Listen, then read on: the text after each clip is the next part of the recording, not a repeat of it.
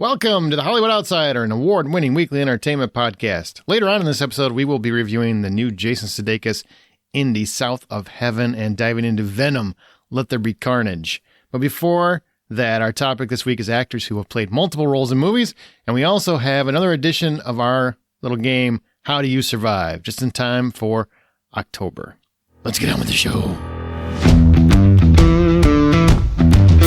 My name is Aaron Peterson. Joining me today, we're for the host, John Davenport. Hey, Aaron. How you doing tonight? I'm okay. Amanda Sink. Hello, hello. All right. We're just a couple days removed from the great Facebook outage of 2021. I hope you guys and your families are all okay. I felt calm for the first time in a couple hours. Right? It's like, wow, the sky is blue. There are leaves on trees. It's a beautiful time of year. Weird. I was just so flustered. I thought it was my internet that wasn't working. So I was like, maybe I should connect to the Wi-Fi, which I never connect to the Wi-Fi. So I spent a lot of time trying to figure out what I was doing wrong because there was nobody. It's not like I could access Facebook and figure out that there was an outage, and I wasn't on Twitter, and I used Messenger to communicate with you guys and with my ladies chat. So I was just real confused about life. It took me 6 hours to realize that. I was just, working. So. Yeah, so was I. Well, yeah, but like in between, you do stuff. Uh-huh. I can't remember the name of the movie or what movie this happened in, but it's one of my favorite scenes where you have a character who spends the entire movie just talking, and then something happens to her, and it's almost always a her. It's like a great cliche. And suddenly the guy that she's with is like, when she stops talking, he's like, huh. Is this what peace feels like? Jesus. That's brutal. That is. That would be John at thehollywoodoutsiders.com, and he'd know he doesn't check his email, so good luck with that. I check my email just like I check my Facebook. It was crazy, though. It did come on right back at like 5 o'clock on the button almost when it finally came back on. Yeah, that was some great timing, wasn't it? And the amazing thing was, like, somebody said, hey, Facebook's back. I'm like, okay. And I checked like 15, 20 minutes later because I didn't really miss it. I was kind of glad that it was gone for a little bit. And there's only like 47 posts from people. And I'm like, what are you doing? Just click and refresh for 5 hours? That sounds like a lot of work. I don't get it.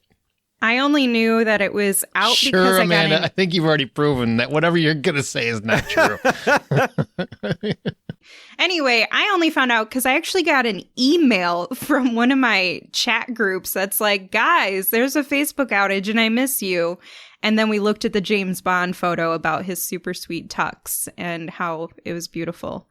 And then I had no idea that it came back until Messenger popped back up. So I didn't have the same experience as you with crazy people. I started re-experiencing sites that I stopped going to, like the Chive, and how much time I used to still around? It is still around. I figured it morph into TikTok.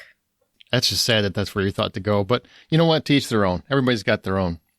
Well, I was cleaning up all my Dreams. bookmarks, and I had 3 different Sure you Chive were. bookmarks. Yeah, I was. Sure you were. I was like, I don't need this boring bookmark anymore. That doesn't go anywhere. Well, here's some interesting information in entertainment news. Will Packer signed on and produced the 2022 Oscars, which is kind of interesting because he produced movies like Straight Outta Compton, Ride Along, Girls Trip, Think Like a Man movies, but he's never done a live event. But I'm hoping that'll lead to something a little bit more fun, something a little bit different, a different kind of experience than we've experienced in the Oscars before.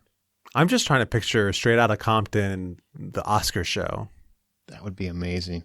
That'd be fine. Yeah, I think the biggest thing is going to be his transition into live television, because it's one thing to work on film sets where you have the opportunity to, you can plan to redo things. You have that you can plan your budget, you can plan your timing. You do not get any of that when it comes to live TV. So you really have to be more, you have to change your strategy in the way that you put things together. But no retakes. I'm excited for it. Yeah. I'm kind of hoping this will lead to Kevin Hart coming back to the Oscars and actually giving it a host. I know he's going to do it a couple years ago and it didn't work out. I would like to see Kevin Hart host the Oscars and give it a shot. I want to see them like resurrect Eazy-E and have him do it. I mean, he's dead. I just said resurrect. That was like the first word I said. You want a zombie? Or I'm kind of confused how you want zombie Eazy-E? That'd be great. Like a digital version of him? I'm sold. CGI? Not digital. Zombie. Bring him back to life. Easy. Yeah. Okay. That sounds straight out of Compton. Okay. All right. Well, one thing we did get, this is kind of cool. If you're not one of those people, like most of you listening probably are, that apparently had the entire series ruined for them because of season 8 of Game of Thrones. But the new trailer dropped, giving us a peek at House of the Dragon, which is coming out next year on HBO Max. That's the new Game of Thrones prequel where we follow the Targaryens a couple hundred years before, the series you watched that you either loved or hated, or loved and then hated, or really, I don't know, are still mad about the time you lost. What'd you guys think about the trailer? It didn't really give away a lot of things, and it does feel in some way like more of the same as far as getting back into the world of Westeros. Maybe it goes into Easteros. Who knows? I just think it's hysterical. Find out what's west of Westeros, finally. Right. Yeah. I want to find out more about that. It does look fun. At the same time, I'm really excited to see Matt Smith do something other than Doctor Who. I know he's done other things in Doctor Who. I haven't seen any of it, but it'll be fun. Yeah, I thought the trailer looked wonderful because, to John's point, one of the things that's really frustrating about trailers these days is that they give you too much and you feel like you've learned too much. This got me excited without telling me pretty much anything that I didn't already know about it. So, I don't know. It felt very much like we were in the same world of Game of Thrones, and that's what I'm excited for. I didn't hate Game of Thrones. I didn't hate the ending of it. So maybe that's why I'm excited to see more of this franchised series. But if somebody doesn't like it, they're wrong. I like that take. My favorite thing is when they release stuff like this and it's like, Game of Thrones, new series, blah, blah, blah. All the comments of all the people that have to make sure to go out there and comment that they're never going to watch this show. Like, if you came out here to comment, you're probably going to watch it. And then you'll comment that you didn't like it when you watched it. Or you loved it, whatever you end up doing. Hate watch it, which is what I want to do to the Twilight movies. Like, now that they have them out on streaming, I want to do that. Yeah, it's just, it's silly. I love reading those. Or when you say, I'm really excited.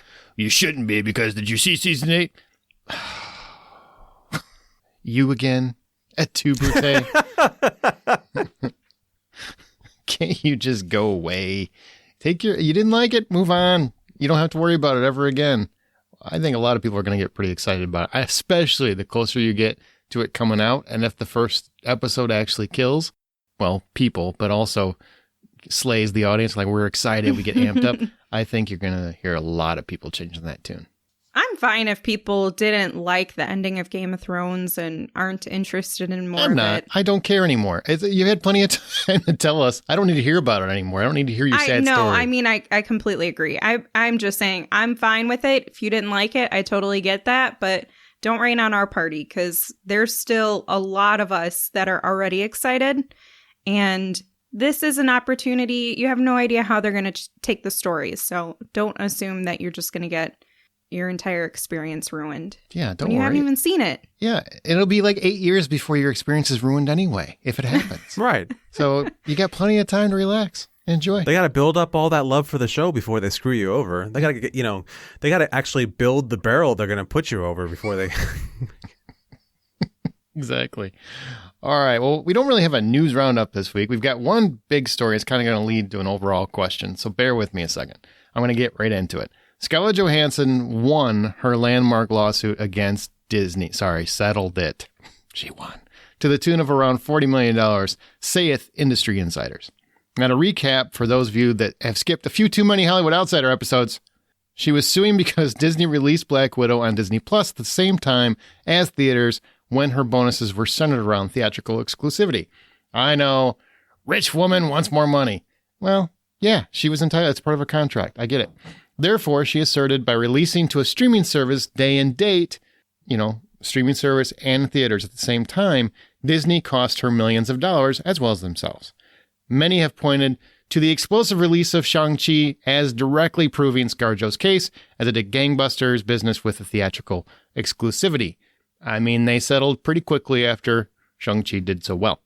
To add to that, Let There Be Carnage, which we'll talk about later, opened to a venomous $90 million opening weekend, which was better than the original movie, which hasn't happened during the pandemic. A sequel opening bigger than its huge opening weekend initially. And No Time to Die, the James Bond movie, is selling out like hotcakes worldwide and looks set for an explosive U.S. release as well. By the time you listen to this, you'll probably know how big it is. That said, how are we feeling about this notion that movie theaters are dead, like everybody kept telling us for? And so much so that even I started to believe it. I started to believe my beloved movie theaters might be dying because every article of every publication wanted to make that story and make that case. I mean, well, I would argue that theaters are not dying. I would say that that's very evident by now that there's more ability for people to go to the movies and see something new. They're getting out there, they're seeing it. There's, safety protocols still in place for people who are unvaccinated or uncomfortable going into theaters. So there's no dying of the theater experience at this point. Will there still be people who prefer to watch movies at home? And might there be more now? Sure, but that does not erase or change the value of the movie theater experience. I imagine that there will be more separation in terms of what you see at the box office. I mean, a lot of the movies over the past recent years have been big blockbusters anyway, but they tried to make a move towards bringing more indie films to the big screen. I don't know that we're going to continue to see that because people are fine seeing that stuff at home. They want to see the big explosions and where all the CGI and special effects come into play. They want to see all that big stuff on the big screen. People prefer that. That's not going away. That's not changing. So they're here to stay. Whether you like theaters or not, they're not going away.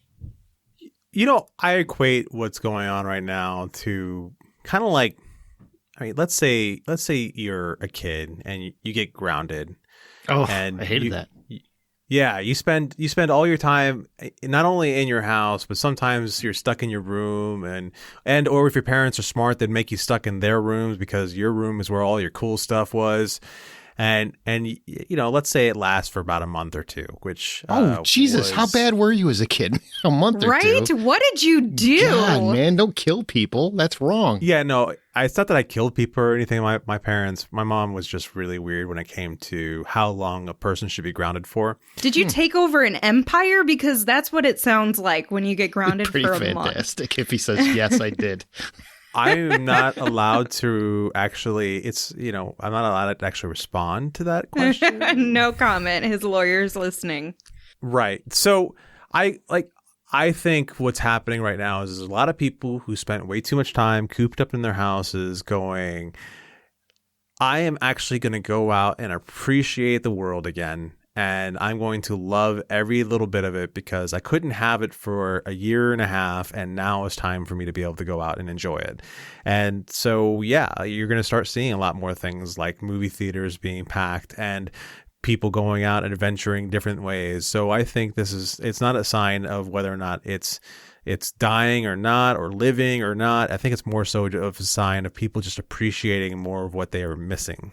But you have to acknowledge, for the better part of the last year and a half, it seemed like a very targeted approach that many, not all sites, but very specific sites, entertainment sites, were almost trying to will it into existence that streaming was the future.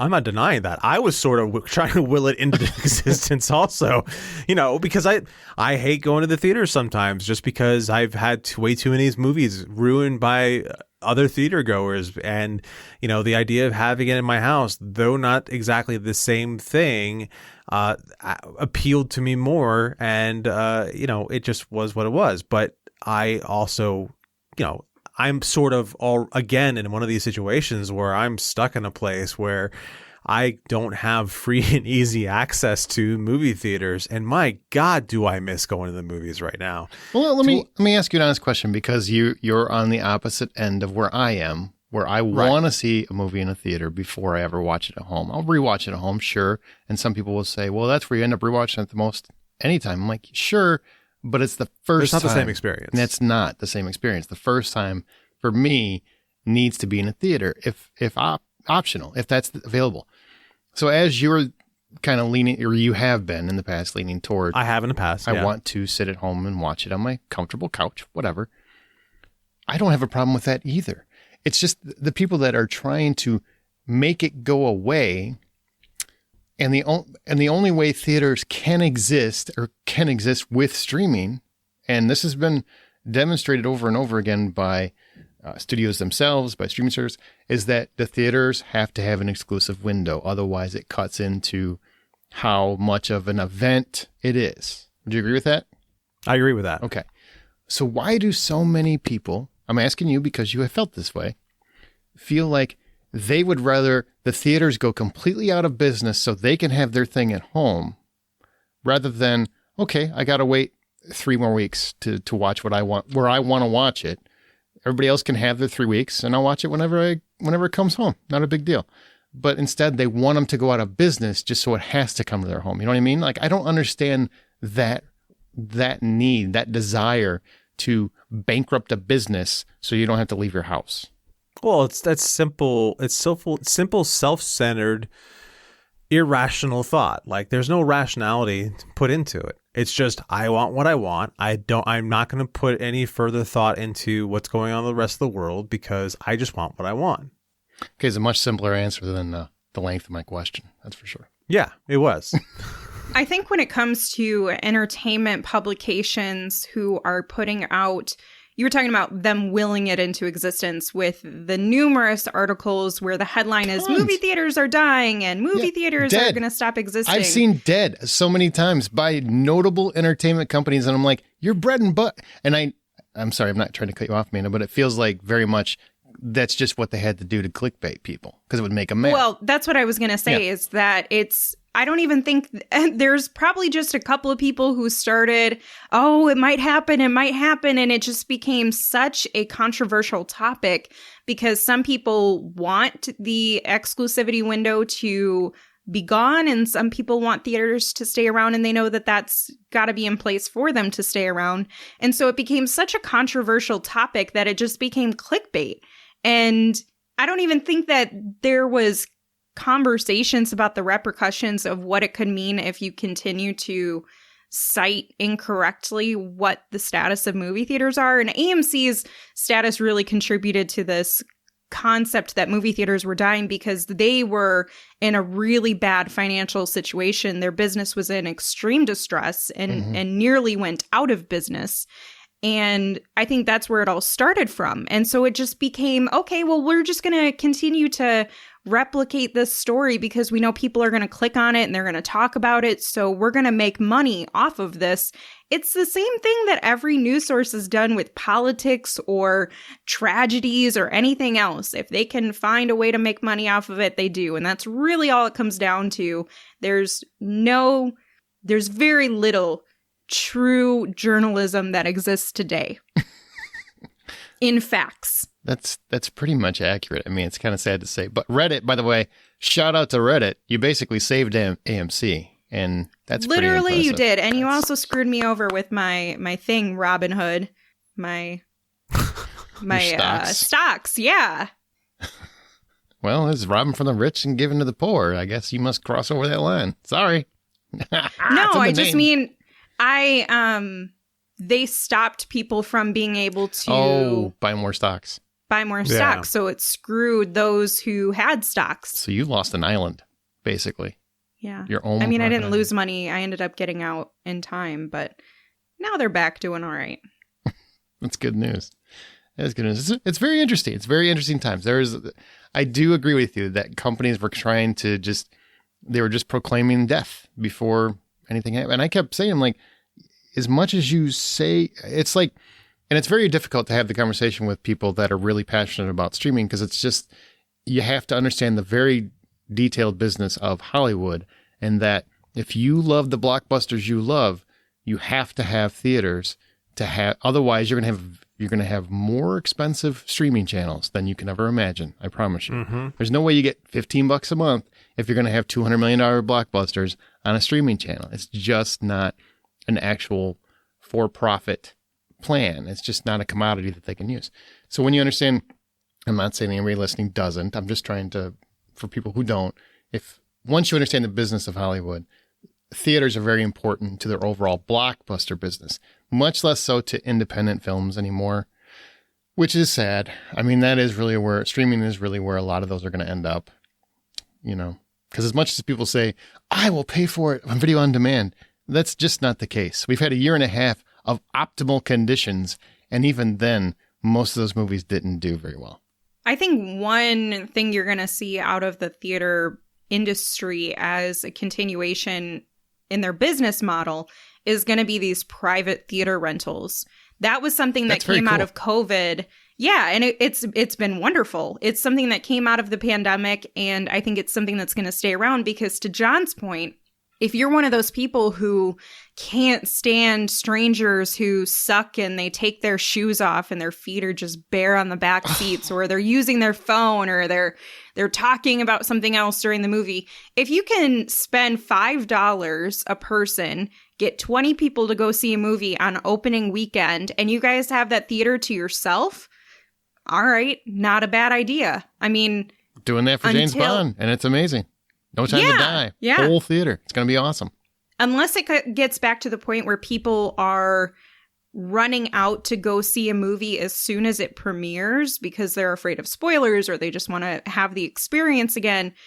Theaters have not been selling out for years. They've declined on that. Selling out experience has become very rare. So they have the opportunity to give a theater to someone for $100 or $300 or whatever, and people can choose selectively who they're going to bring. Oh, and you can kick them you out. suck, you're on your phone, you're not allowed. Yep. Or you kick them out in the middle. That's the best part about renting the theater is I can determine who I make leave. It almost makes me want to invite people that I know are crappy with their phones so I can evict them. Okay, that's extreme and really rude. You might lose a lot of friends. Is it really rude, though, if I'm the one asking the person on the phone to leave? I don't think so. No. That's the But question. I think if you set rude? out to invite them just so you know that you're going to evict them and you're like, I want giving this them pleasure. an opportunity, Amanda. I'm giving them a chance to earn my trust back. Improve. Yeah. Yeah, no, I would be the first person to be like, hey, get out. Exactly. I'm going to say, stop the movie. Everybody turn around. Look at Jim. Right. Jim, you're ruining this for everyone. We're finally telling you, this is your, what do they call it? An intervention. This is your intervention, Jim. Put your phone away. You've never been this important. I promise you. Nobody is. Put your phone away. Well, they've got kids. Go outside and call your kids, Jim. Don't need to be taking that phone right now. Go outside. Shouldn't have came to the movie. Beat them later. You can beat them later. Wow. All right. Well, remember, you can always find more information at thehollywoodoutsiders.com. Join our Facebook group, The Hollywood Outsider. Just go on Facebook and look for The Hollywood Outsider, or on Twitter at @BuyPopcorn. And also, I mean, yeah, somebody rich got richer, but I'm happy for Scarlett Johansson. I think she had a right to pursue this, and it's a big precedent for movies down the roads because I think all the stars are going to be working out streaming deals in their contracts pretty detailed from now on. She just changed the industry. I don't know how much, but I think she did. Good for her. Go women. Girl power. Go women. Our show is independently funded. Therefore, all of our expenses are from our own pockets, and Patreon helps fans support their favorite podcasts. Once you sign up, you get immediate access to all content in your respective tier. We're actually going to have a Scream series look at this month of October because it's turning 21 or 25 soon. 21. Woo! And so we're gonna do that soon. But if you want to contribute and support the show and also get some great bonus content with it, go to patreon.com/thehollywoodoutsiders. That's patreon.com/thehollywoodoutsiders. Now it's time to go to our From the Outside In topic.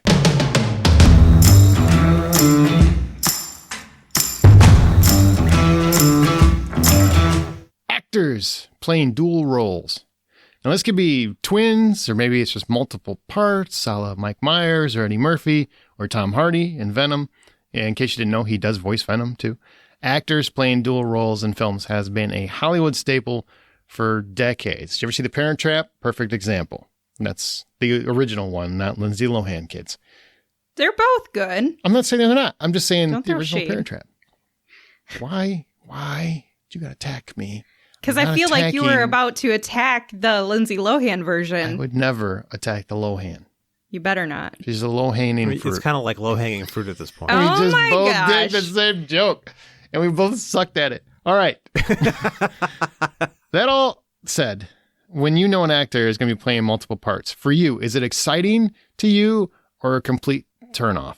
I get really into the idea because, especially when the actor is somebody who's skilled at this whole thing as far as creating multiple characters in one spot, I just find that watching them on screen turn not only just the main character they're playing, but every other character they're throwing at you as a three-dimensional and sometimes a little cartoony, but still a three-dimensional character.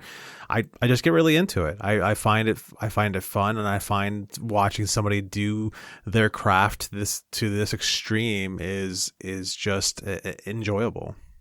Yeah, I'm of the same mind. Although when I first hear this question, I immediately am like, oh, this is cheesy. You know, twins or multiple parts from the same actor. It comes across as cheesy to me when I think about it. But there's so many good examples of actors and movies and shows that have done it really well that it becomes the majority, and the minority are the ones that don't do it well. Those are few and far between for me personally. Even if it's the comical side of things where it's Eddie Murphy or it's Mike Meyers, which, fun fact, I just found out this year. I watched those movies growing up. I found out this year that Mike Meyers played all the roles. What? You actually thought there's a dude that looks like Fat Bastard walking around? Yes, I feel like the dumbest person in the entire And world there's a to real not guy that notice looks it. like Dr. Evil. Yes. walking around? Yeah. So it hit me when I was Right. rewatching them this year because they were on some streaming service, and my husband said something about it, and I was like, that's Mike Myers too? Oh my God. And my mind was just blown. And so I don't know, maybe 6 or 8 year old me was screaming inside. I'm an early 90s baby, so I watched them when I was young, and I feel like that's my defense. I feel like that kind of cements that how good he was at it then, right? I would say it does. Absolutely. Like, if it can fool a child, then yeah, I totally think that's For perfect. decades. For decades. Yes. Not even just like, didn't just fool you at 8. It fooled you at every other reviewing Yep. of it Yep. for the Yep. past Along 20 the way. years. Yeah. And you probably would still be fooled if your husband apparently didn't go to, yeah, that's the same guy. Yeah. Pretty much. Do you It mean wasn't that's that I Wayne? came across it on my own. Fat Bastard is Wayne? What? That's $1 kind of million. amazing. That's kind of amazing. I kind of wish I would have seen that. Because that was kind of cool. He's playing the good guy and the bad guy at the same time, and also like 20 other characters in those. I didn't Everything like. in between. Yeah, I didn't like the gold member. I didn't think that. I character didn't was like very that good. one as much either. Yeah. I like gold. I don't think I'm a fan. I'm split. And typically I really don't like. I like twins, like in real life. They're fine. I mean, it's not their fault. They look just like somebody else. I always thought that would be kind of cool to be a twin. You just, if you ended up going on a date and you didn't like the person, if you want to go on a second date, you can have your brother go. I think that'd be cool. It's you got to take a math test. You're not good at math. Boom, Steve, you're in. Whatever it is. Yeah, that's true. It just seems like it would be a kind of a cool thing to spend your life doing and get you out of like I got to go to this stupid meeting. I don't want to go to a meeting. I wish I had a twin. Then my twin could just like sub. It's kind of cool. It's like having your own clone. Why would why would is the twin- sub doing all of the horrible things you don't want to do? That's Yeah. the point of having a twin, right? Like, so you don't have to do stuff. What makes you think your twin would not be equally as bored with all this crap as you are? But then you make concessions. At some point, I will, whatever. When they get the date with the supermodel and they can't make it, I will take that for them. I was about to That's say, the like, concession. Yeah, I will take the hit. I'll do that for you, Right. bro. I'm there for you. So twins in real life, cool. I don't like twins in entertainment very much. It's just one of those things that always annoys me because it's always like just some kind of, it's like supposed to be a play and a twist, or like it seems so soap opera every time I've seen it, like on television or in movies. That whole thing just always comes across. There's a movie that is beloved by people, and I hate the ending because of this whole concept. And I'll explain that when I get there. But I'm just saying, like, there are so many people that will tell me I'm wrong, and that's fine. But I just feel like it's a gimmick. It just feels so gimmicky. That said, there are exceptions. I think Adam Smith in our group mentioned Face Off. Perfect example of an exception to where I did get excited when that trailer came out, and you find out John Travolta is going to play two parts. He's going to play Nick Cage. Nick Cage is going to play John Travolta. Are you kidding me? And they both did ridiculous amount of absurdity, but it works. It got me really excited. Like every once in a while, it really works. Just very once in a while for me. I don't get excited as the short answer. So give me your best example, or examples, whatever, of an actor playing multiple parts that worked fantastically. And I mean fantastically. So my favorite example, and this may or may not be stealing John's too. Hopefully this was his number one pick. Tatiana Maslany from Orphan Black. She plays so many characters, and yet they all feel distinct. The entire show is made up of her and her like 4 or 5 clones that she has on screen and interacts with on a regular basis. And yet I never feel like it's Tatiana playing Tatiana playing Tatiana. It feels like you have this one character who is so different from another character who's so different from the third and the fourth. And as cheesy as it sounds. Very distinct then? Like they come across that way? Every one of them is very distinct. And that's what's funny about this is that when this topic came up and Amanda mentioned this, I was like, Orphan Black, there's no... Oh, shit. Because I completely forgot. Like, every character is so distinct. I completely, for a brief second, I forgot they were all played by Tatiana Maslany, and she is amazing. It's not even that they all look so different, but they do. They do all have their own... type of fashion, style, if you will, but they have their own dialect, they have their own personality, they have their own specific traits that make them different from one another. Like you have the science nerd, and you have like the grungy, fuck up, and you have these very different characters that interact and have to commingle in so many ways and so often. And then you also get random, like, because it's a show about clones, so there'll be like a random clone that comes up that isn't in the primary cast, if you will, but that even feels like a different character. Like no matter what, I never felt like there was a replication of a character in that show, and she is just magnificent and brilliant. And if you've seen her in anything else, it doesn't even feel like she's playing Tatiana in her main role. Like she's not just playing herself as the primary character. She is always in some sort of a transformation, which is just impressive and beautiful and magnificent. I was reading an article with her once where she was describing the process for creating each one of those characters. And what she did is she created playlists for each character. And so whenever she was getting ready to play a certain character, she would listen to the music of that playlist for that character. And that's how she got into each one of them. Now, is it easy to follow? Is it easy to follow who is who and where they are? Absolutely. Okay. Yeah. I still haven't watched it. Curse me, fans. Everybody keeps saying I need to watch it.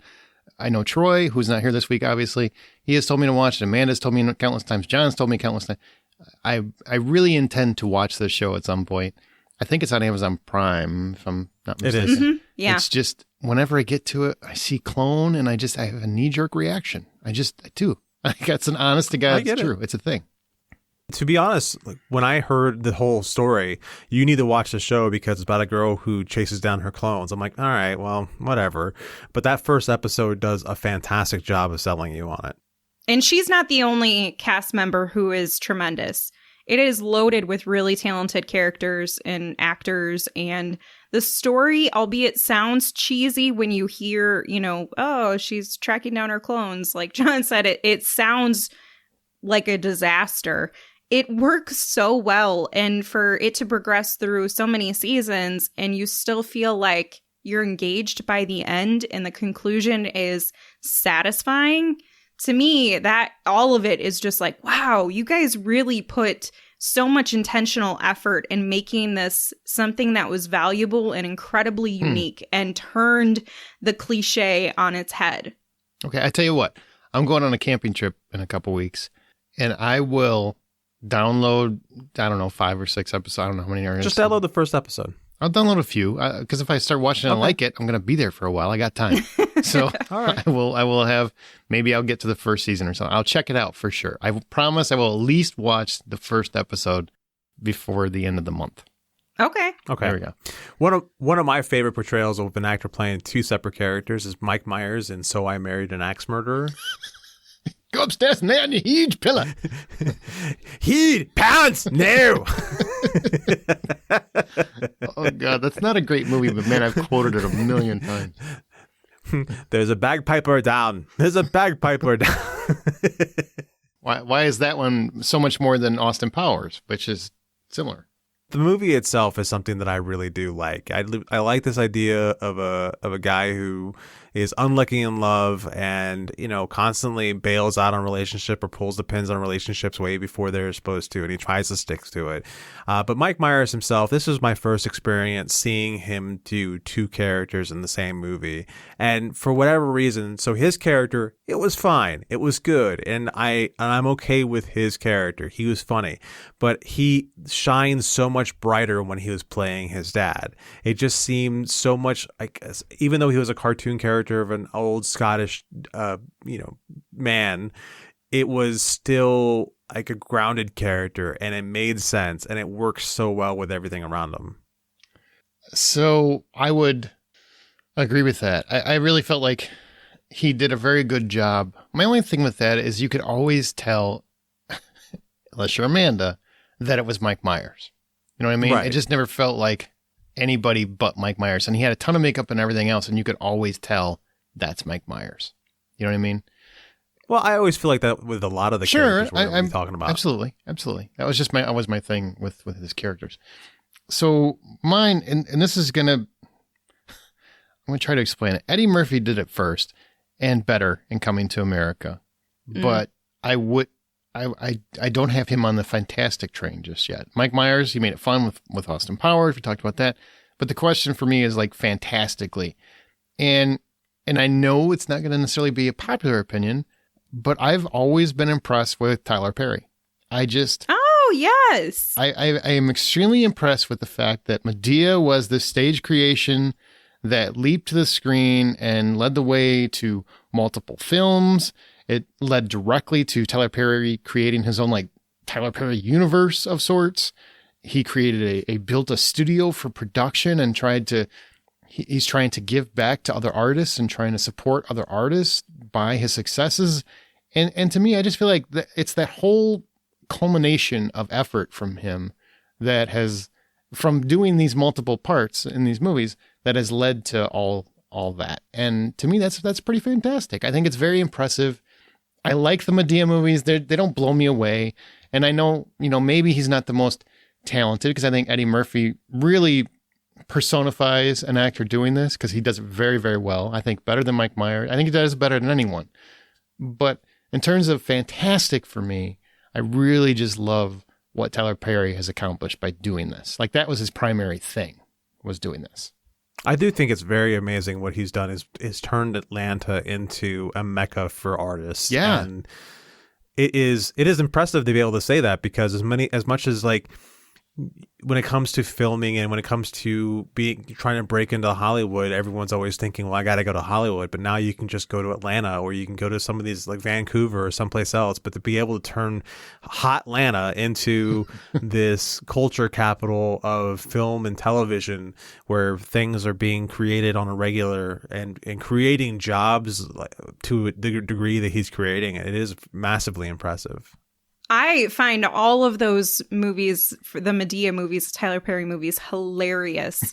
And there's so many lines that stick around, and the characters themselves become iconic in the universe because you can always recognize and predict what that character is going to say or do or how they're going to react because that character is so well defined. Sure. Yeah. Like, hello. And you know that Medea at some point is going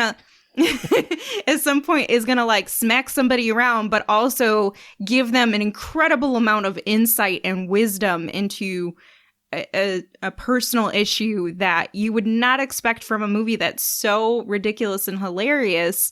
But you get so many sides of the coin, and his characters, they make me laugh all in different ways. You know, like you have a character who's really sexual and dirty, and you've got Medea who's like trying to keep everybody in line, but also don't step out of line or I'll whoop your ass. Like there's just so many elements to his characters. I love them. This is a great choice. Thank you. I thought it would be very unpopular, so I'm glad you guys are on board. Woohoo! Yay! All right. So, what about the worst example of it, where it just painfully did not work for you? So the one that came to mind the fastest was Jean-Claude Van Damme and Jean-Claude Van Damme. I like Double Impact. God damn it! It's like it is Jean-Claude Van Damme being like offered, okay, Jean-Claude, we have Tango and Cash. So we're going to put you in a movie with somebody who's going to be your gritty partner, or you can be the gritty one and somebody else can be the clean cut, really impressive one. And Jean-Claude went, no, I can do both. and he said, and he went ahead and did both. Said it exactly like that too. That's fair. He was like doing it. He was doing his leg splits or ass splits, whatever you call them. He's like, I can do both. I don't know why I made him rush him. You did it better. How are you going to get another man who could do this? And he does the whole like leg split thing. And people were like, you know what? Like, and they did their line of coke, and they said, sold. You're right. We're going to make it Tango and Cash with just Cass and Cash, or Tango and Tango. That's it. It's true. The best part about Double Impact, and Amanda, if you haven't seen this one, you will easily be able to tell that Jean-Claude Van Damme is playing both parts. Because there are moments throughout the movie where you can tell he's directly looking at someone who's not himself. I don't know. It's just he's always looking like he's acting against somebody who's not really doing anything back to him. You know, he just looks like he doesn't know what the hell is going on. Like a wall is happening. Like there's kinda. He's just like acting to a wall, and he's waiting. He's given that extra beat, waiting for, giving it time for whatever response he's supposed to give on the other side of that wall. So he's just like giving it a little bit too much time. It needs to be tightened up a little bit. You can always tell that this is new to him. It's new to him. This is a thing he has not done before. New to him, he says. As if that's the issue. Shh. Don't shit on the Van Damme. I'm not, but you're making it sound like Jean-Claude Van Damme's a Shakespearean actor that knows how to actually figure things out, and technology was the thing that strung him, not the fact that he's Jean-Claude Van Damme. I like and thought he was too good to play the Predator. I remember that. Yeah, he was originally the Predator, wasn't he? Yeah. Oh, Jean-Claude. I actually think he's a better actor than people give him credit for sometimes. Well, we differ there. There's a couple movies. There's a movie called, I think it's Nowhere to Run, where he's just like a convict on the run, and he's got to save a family from an evil Does he run nowhere? Yeah, he doesn't run anywhere, no.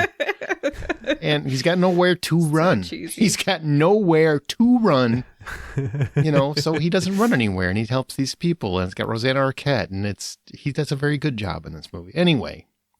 I remember this one now. Yeah, it was a good movie. You just remember because of Rosanna Arquette. Okay, I got it. Yes.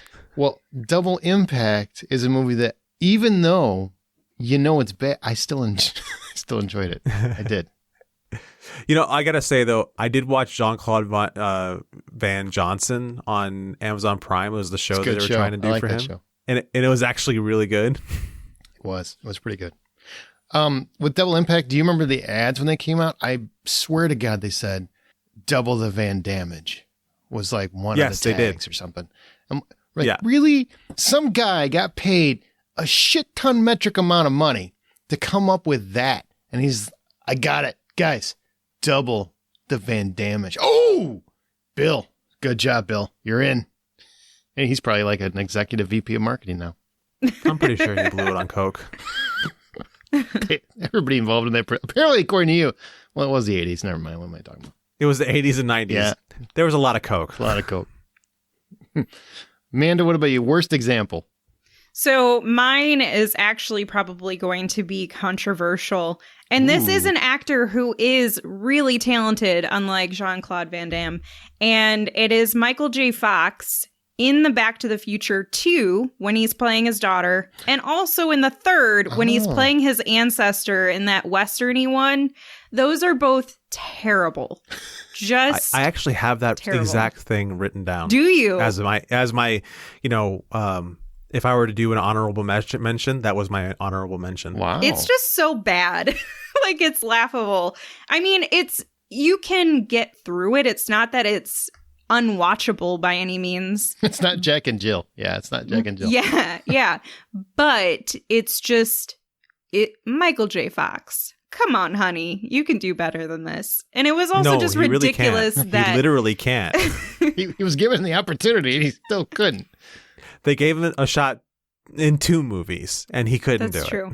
But they also gave him some of the most ridiculous things. Like, it just didn't even look realistic. Like, you're going to play your daughter? Okay. It's a movie about time travel. It's okay to be ridiculous. Yeah. No. I guess. No, Amanda is 100% correct. There is zero reason he needed to play his kids. There is zero reason other than somebody thought it was funny. And Michael J. Fox was like, well, I got paid a ton of money. So, yeah, sure, I'll put on the wig and act like I'm a little kid. Oh, God, it looked so bad. It was dumb and it was never good. When he's playing his daughter, it's just weird.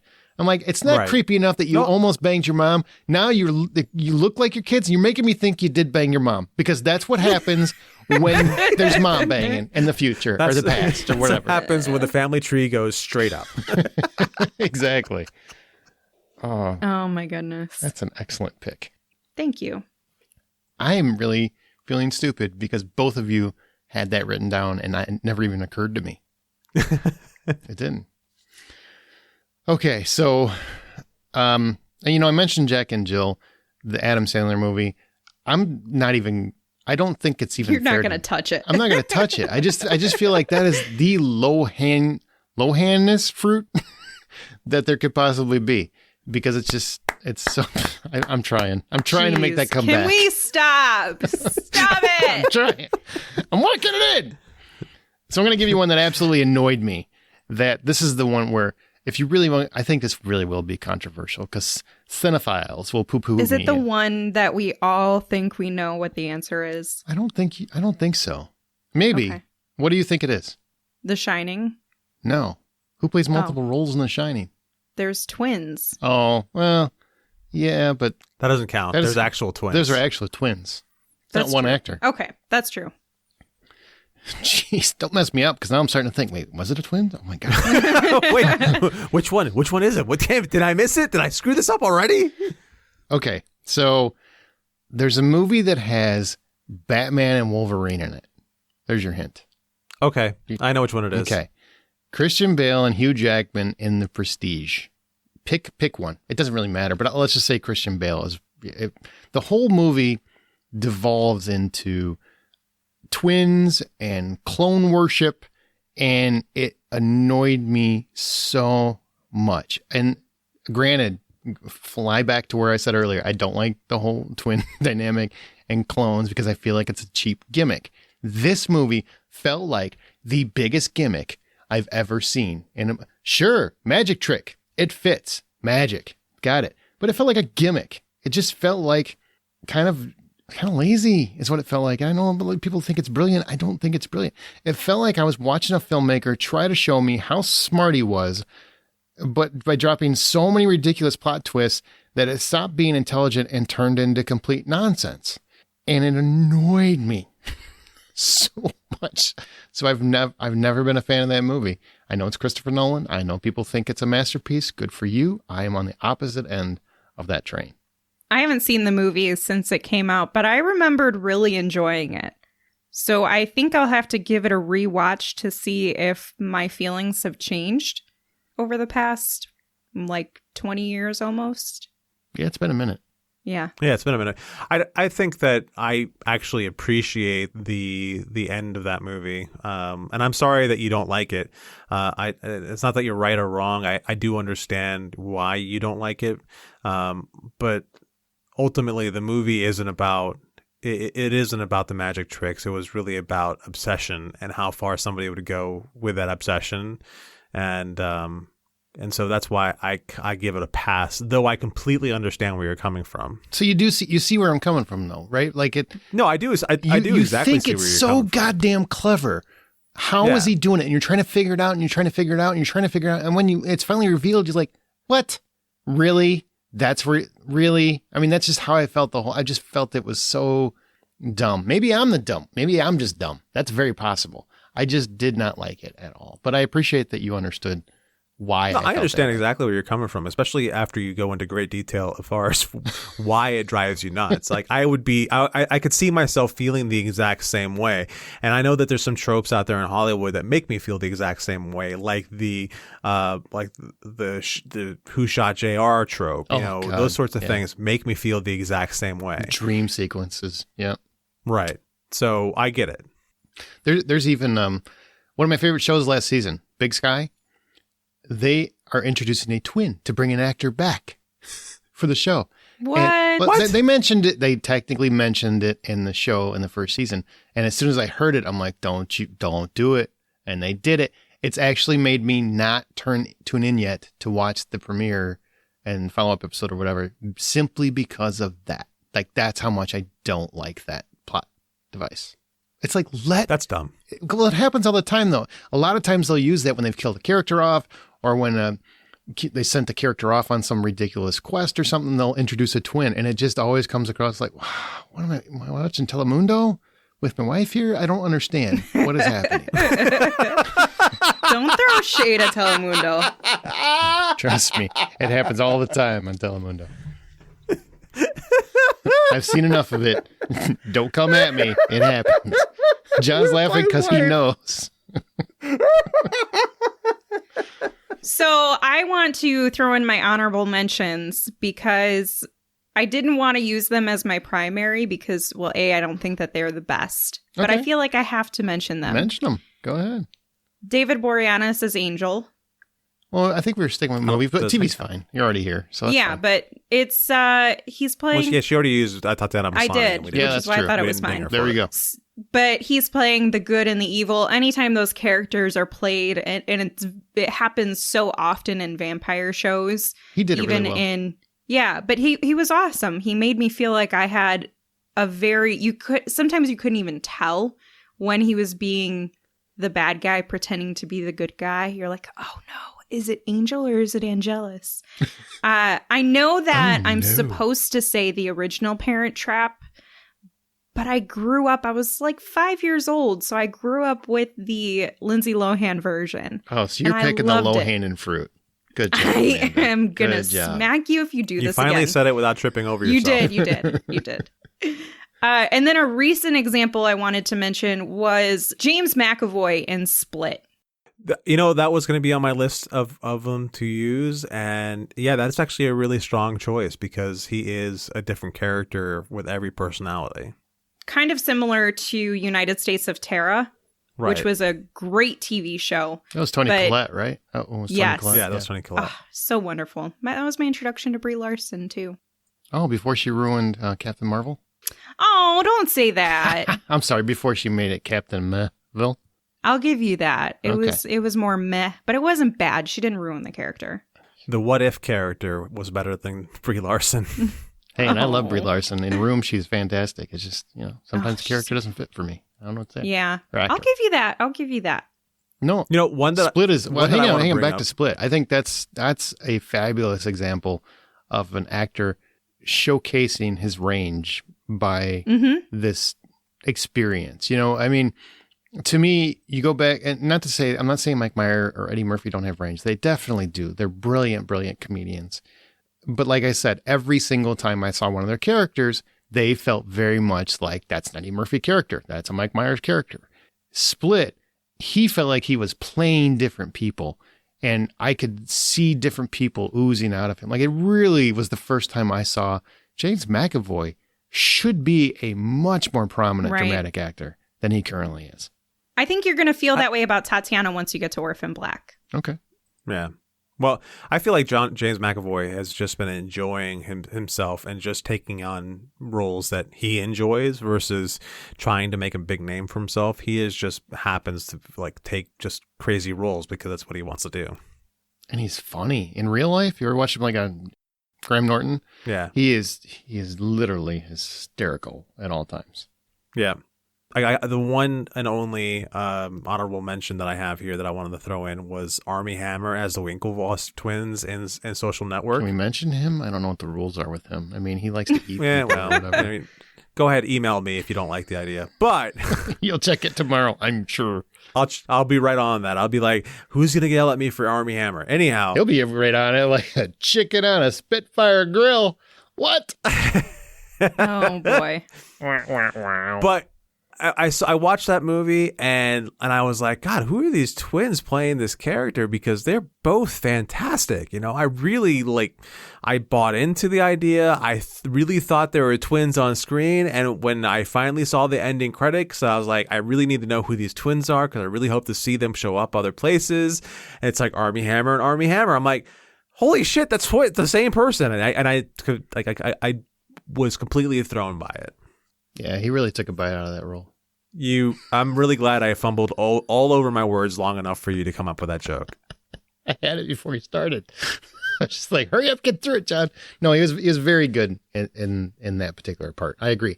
And so many people didn't, like you said, had no idea until they came out and said, no, that was actually one dude. What? I don't really have any honorable mentions. So what I'm going to do, I wanted to go through what some of our listeners had mentioned, anybody that we haven't already talked about. Fair enough? Fair enough. Okay. So we talked about Eddie Murphy and Arsenio Hall in Coming to America. Andreas in our group, he said Eddie Murphy and Arsenio Hall in Coming to America. I guess we didn't even talk about Arsenio Hall, but yeah, he did a very good job as well. Does Arsenio Hall even talk about Arsenio Hall? Woo, woo, woo, woo. He does not. Nobody knows what you just did. I know. That's really, really sad. Kyle Nolan mentioned Michael Keaton in Multiplicity. That one's great. Hi, Steve. I like it. I don't know. Great? You really think it's great? I enjoyed it. I saw that one in the theater. I had great memories about it. Okay. But yes, I don't think I've ever seen it again. But it is a great choice. Nate Bruce has one that I think is phenomenal, and I'm mad that I didn't think of it off the top of my head. But he mentions Eddie Murphy and the Nutty Professor, which I think we can all agree. He did a good job with the clumps. That was pretty famous for a while. But Robin Williams and Mrs. Doubtfire. Yes. Because you don't automatically absolutely think of he's playing two parts, but he is. He's playing a very desperate father, and I think he does that very dramatically and also funny. But then he plays Mrs. Doubtfire, and you even come to buy into why Sally Field would even believe that this is actually a nanny. He's that good. Makes it a real character. Stuart Bannerman. The best answer is, of course, Jeremy Irons as the Mantle brothers in David Cronenberg's Dead Ringers. Now, that is an older movie, but that is a great example. Jeremy Irons was fantastic in that movie. I'm trying to think of a movie that Jeremy Irons wasn't good in. Aragon. No, he was even good in that. You think so? I mean, I'm sure he was in a Uwe Boll movie at some point. He wasn't. No, he was in Dungeons and Dragons, and that was terrible. There you go. He was not great. Every actor has a paycheck movie. That was his paycheck movie. Right. Jennifer Miller, Tom Hardy in Legend was pretty impressive. I think I missed that one. It's a very good movie. Otis Johnson. This is just for you, John, even though we already covered it, but best and worst Van Damme in Double Impact. Wait, which one is he being the best and which one is he being the worst? Pick your poison is what I'm going to go with. Pick your poison. Right. Okay. Well, that does it for our topic. Now we're going to move into upcoming releases and recommendations. What is coming out, first of all, the next week? Well, of course, James Bond's No Time to Die is coming only in theaters, Aaron. on October 8th. And don't forget to come back to this podcast next week for our James Bond themed episode where we're going to discuss past Bonds. We're going to have a battle royale for who we think should be the new Bond. Mm-hmm. Yes, you heard that correctly. I can't wait to argue. And of course, we're going to discuss No Time to Die. So Daniel Craig's final soiree as James Bond is enjoying a tranquil life in Jamaica after leaving active service. However, his peace is short-lived as his old CIA friend shows up and asks for help. The mission to rescue a kidnapped scientist turns out to be far more treacherous than expected, leading Bond on the trail of a mysterious villain who's armed with a dangerous new technology. And of course, there will be a hot lady. I hope there's a few. I mean... There usually is. I'm pretty sure there's a few. Yeah, it's like a requirement. Isn't Anna de Armas in here? Yes. After that, we have The Manor on Amazon Prime on the 8th. After suffering a stroke, Judith Albright moves into the historic nursing home where she begins to suspect something supernatural is preying on the residents. In order to escape, she'll need to convince everyone around her that she doesn't actually belong there after all. This is directed and written by Axel Carolyn and stars Barbara Hershey, Bruce Davison, and Stacey Travis. Coming to VOD on October 8th as well, we have Detention, set in 1962 during the White Terror period in Taiwan. Two high schoolers wake up and find themselves trapped on a vacated campus after school. As a series of mysterious events unfold around them, they realize that their hope of escape hinges on finding out what had happened to their friends and teachers while they were asleep. Have they really forgotten what happened, or are they just too afraid to recall it? And it's directed by John Chu. It is a foreign film, so you're going to have your subtitles on, but that's okay. Also on the 8th, we have American Insurrection, because it can only be better if it has the word American in front of it. Of course. Set in a dystopian America, where all the people who aren't straight, white, Christian, cisgendered are kept track of by the government with barcodes. I mean, that sounds like right now, doesn't it? Stop.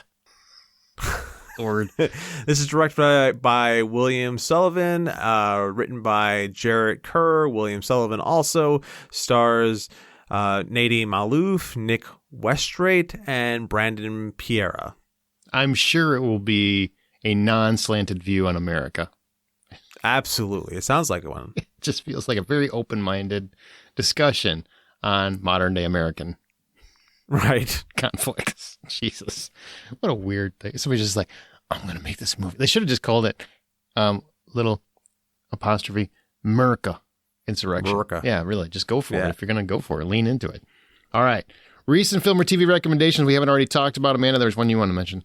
There's actually two. So the first is Tough. The Guilty. You get one. I'm just kidding. Go ahead. Oh, well, I'm going to give you two anyway. The first is The Guilty, which is the new Jake Gyllenhaal movie on Netflix, where he is basically a police officer who is awaiting a court trial. And so he's on kind of like a benching, if you will, as a 911 operator.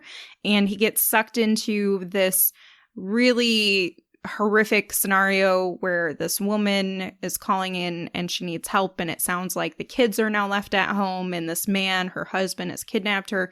The story really evolves from there, or devolves, and nothing turns out to be what he was expecting. It was actually a pretty intense thriller for it being focused with only just him in this call center operator room. So I thought that was actually kind of interesting that I was engaged with a film that didn't move outside of those walls. So I would definitely give that a watch if you haven't. And then Attack of the Hollywood... Oh. Hang on. So it's basically The Call with Halle Berry? Yeah. Okay. Yeah. And then Attack of the Hollywood Cliches is... it's Rob Lowe is out there doing his thing, and I don't know, it's kind of fun to sit there and think about, like, geez, yeah, we really do have a cliche for everything in Hollywood, and everything has been done. And they talk about... If only there was a French word for that. They talk about the good and the bad, and I think if you're just a film fanatic, you'll enjoy kind of going through that and reliving it, and they point out some of the hypocrisies of Hollywood and things like that, so... It was enjoyable. It is a good sit. I actually watched that myself, and I did have a lot of fun with it. And that's where that whole "if only there was a French word for cliche" joke comes from, because they use it in it, and I really dug it. Something I really want to talk about is Kevin Can Go F Himself. It stars Annie Murphy. If you are a fan of Schitt's Creek, she's one of the stars of Schitt's Creek. Swoon. Yes, absolutely. And even more so after watching Kevin Go F Himself. Now, if you don't know what the show is about, it's about a woman who's living with her husband, and whenever she is with her husband, the show turns into a 80s or 90s feeling sitcom. And it's like the whole set turns into a sitcom set. And then when she is away from her husband, it's this dark, gritty, depressing, imposing feeling of what her life really feels like to her. Oh, so it's not like the Truman Show. I thought that was like the Truman Show. So they're actually, it's really her mental state. It's really her mental state. All Absolutely. right, that's different than I thought. It's either her mental state or the mental state of her husband that you're seeing whenever she's with him. It can go either way. I want to preface this by saying that like, as far as I watched it in about a day and a half because I had nothing better to do with my time because I'm stuck in the mountains. At the same time, I don't know if I would have been driven to keep on watching it like as insistently if it wasn't for the fact that I didn't have much else to do. However, Annie Murphy is a revelation in this, and the whole idea of the show is quirky and interesting, and it can really take you on a trip with it. So it is a good show. Is it going to knock your socks off? I don't think so, but just sitting down to watch Annie Murphy was worth it. I do want to check that out. Yeah, it's really great. Also, I checked out the first episode of Reservation Dogs, which is a show I want to keep following. It's about these kids who are growing up on a Indian reservation, and they are essentially the show starts out with them being kind of like thieves or like a thieving gang, and it evolves out from there as one of them starts to have a crisis of faith during this whole process. And it is also produced by Taika Waititi and really worth a sit. Yeah, I want to check both of those out. I checked out Dave Chappelle's final Netflix special, The Closer, which I mean, if you like Dave Chappelle, you're probably going to like the special. If you get triggered a lot, you're probably not. It's definitely not meant for people who don't like Dave Chappelle's take on humor and his take on topical humor, how he goes right for it. And I do think he went a little bit long on the trans community here. I mean, I think he brought it home once he ended and he got to his point, but I will say that it went on a little too long. And, you know, there is like I'm a big fan of comedy, and you should be able to go for any situation, any dynamic, anything you want. I don't think anything should be off limits because it's comedy. If you're funny, you're funny. If you're not, you're not. You know, your laughter will determine if it works or not. I don't think anybody should be canceled for bad comedy, or I don't think anybody should be canceled for anything, you know, just except crimes that hurt people physically. I'm not a big words guy. I think words are words. Your intake of how words affect you is your situation, not the world's. So anyway, all that said, I do feel like if you are invested on a certain community and you kind of spend too much time focusing on it, it starts to feel a little like a tax versus comedy. I feel like I got the point he was trying to make, and I do think he has a very good point on a lot of it. That said, I think he spent too much time on one specific topic. But still, it's still a funny special. If you like Dave Chappelle, if you don't like Dave Chappelle, you're probably not going to like it. This isn't going to make you like it. Don't watch it if you didn't like his last one. You know what I mean? It's just going to make you like it less. Unless you just really need to put something on Twitter and you need something to fuel you. You know, then go ahead. But that's The Closer, and it's on Netflix now. It's the last one. He's not doing one for a while. Okay, now, Halloween hit list. This is just basically, doesn't have to be long or you know, don't dive into a ton of detail. Just give us 5 movies or TV shows, new or old, you plan on watching for this year's spooky season. Give people basically 5 recommendations. John? Come back to me for a second. In case somebody didn't do their homework. Amanda? On my yearly list, I always have to watch Scream, Hocus Pocus, and Trick or Treat. I love those movies. There's there's 2 that I haven't seen, so I want to watch for me, which is The Babadook and Raw. But I also want my husband to watch Silver Bullet, so that's on my list too. Yes. And that was actually from Aaron, who introduced me to that film. What? Yeah.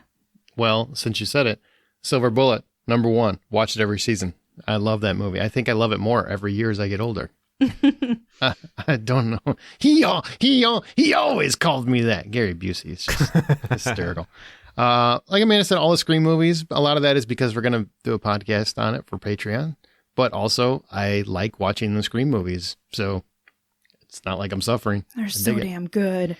I plan on rewatching The Haunting of Hill House because I haven't seen it since the first year it came out. And so, I've seen so much television since then. I feel like I can watch it, whichever, with pretty fresh eyes. Even though I've seen it before, I feel like a lot of it will still feel fresh because I haven't seen it in so long. You can look for all the ghosts. Yeah, I never rewatch it there's that too. to get the ghosts. So now I can do that, start counting them out. Hypnotic, which hits Netflix October 27th, stars Kate Siegel from The Haunting of Hill House. I'm going to have a whole lot of Kate Siegel. Maybe I'll watch Hush too. I don't know. But that's a new movie. It's also got Dule Hill from Psych, who I love, and also from the new Wonder Years, which is really good. So I'm going to watch that and Halloween Kills. I have to watch Halloween Kills. And no, Peacock. I won't be watching you on Peacock. I will be going to the movie theater to watch it because I don't want to watch a brand new Halloween movie at home with my wife. I want to go to a theater and watch it with a bunch of people who love horror movies like I do. I'm also going to throw this out there because I've mentioned it so many times this year, but I will also be watching Last Night in Soho. That is happening. I really like the idea of rewatching Haunting a Hill House. I might even throw in Bly Manor on that one. I won't. Yeah. Things I just threw on my HBO list recently to make this list, but I forgot that I threw this on my HBO watch list was Ghoulies. Was one I want to sit down and watch that I haven't seen in such a long time. Such a cheesy ass movie. Oh, it definitely is. Fun. Gremlins 2, The New Batch was another one that I really want to sit down deal. and watch again because it's just something I haven't seen in so long. I might throw in some It. I want to rewatch that because I thought this new It movie was a pretty great one to watch. I did already start watching Nightmare on Elm Street 3 because it's my favorite Nightmare on Elm Street story. Really? Yeah, I love Dream Warriors. Over the first one? Yeah, I love Dream Warriors a lot more. What? That is Yeah, unusual. I don't know if I Lawrence appreciate Fishburne's in it. this. I just feel like the wrongness is thick in this one. Well, it's also like Is it because you love Friday that the 13th bitch and Dawkins song? Is that why?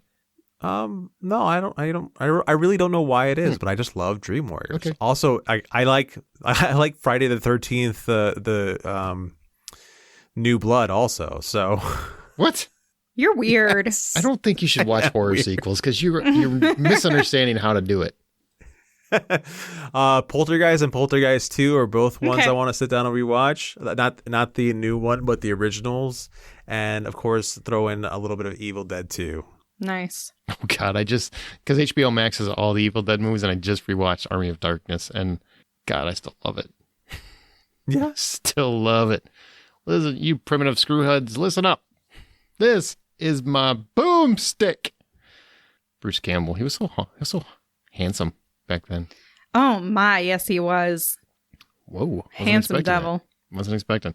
All right, well, we're going to move on. We've got How Do You Survive, and then we've got our reviews, and we're going to talk about Venom a little bit. But share your thoughts on this episode or anything else in our Facebook group. Like I said earlier, we're on Twitter at BuyPopcorn. Our website is thehollywoodoutsiders.com. You can always email us feedback at thehollywoodoutsiders.com. Please rate and subscribe us on your preferred podcast app. You can find John's artwork on Insta and Twitter at rjohndraws, Amanda on Veronica's Marshmallows and Smirkin at Sink Into This, Troy at Troy Heinrichs and the Blacklist Exposed podcast, and me on Presenting Hitchcock, which has a new episode, and at Aaron Smirks. Now we move into How Do You Survive? This is our game this week, which is basically we're going to have two random movie scenarios, and the hosts have to offer their solution for how they will survive. Are you guys ready? Ready. Okay. Ready, Freddy. And we're going to answer Amanda, John, myself. That's the order. All right. So you moved to a new town, and you've already made some great friends. Unfortunately, it turns out they're all vampires. They've given you the option turn into one of them and you can live as a vampire forever, but you'll have to kill others to survive. Or you can try to stop them. How do you survive? Well, this is easy for me. I've always wanted to be a vampire, so I'm going to let them turn me. Let's go. Let's do this. A little sucky sucky. Sweet sucky. Wait, when you say let them turn me, can you specify what you mean on that? I think she summed it up pretty well with sucky sucky. Yeah, right? Got it, a little sucky sucky. Okay, all right, understood. I think everybody... Is that really your whole thing? Yeah. I mean, she covered I want to be a All right. vampire. I'm fine with it. All right, so here we go. This is what I'm going to do. Wait, that was so quick. She was quick to murder her friends. She was like, just jumped on board. I'm going to, a little sucky sucky. Okay, I'm so in. in your scenario, it says that I just moved to this town and yeah, I've made some great friends, but I just met them. They could still be horrible people. So yeah. And the best friends that she made are all the vampires. Right, exactly. Okay, Those are all my right. people. Got it. You found your tribe. Understood. Okay.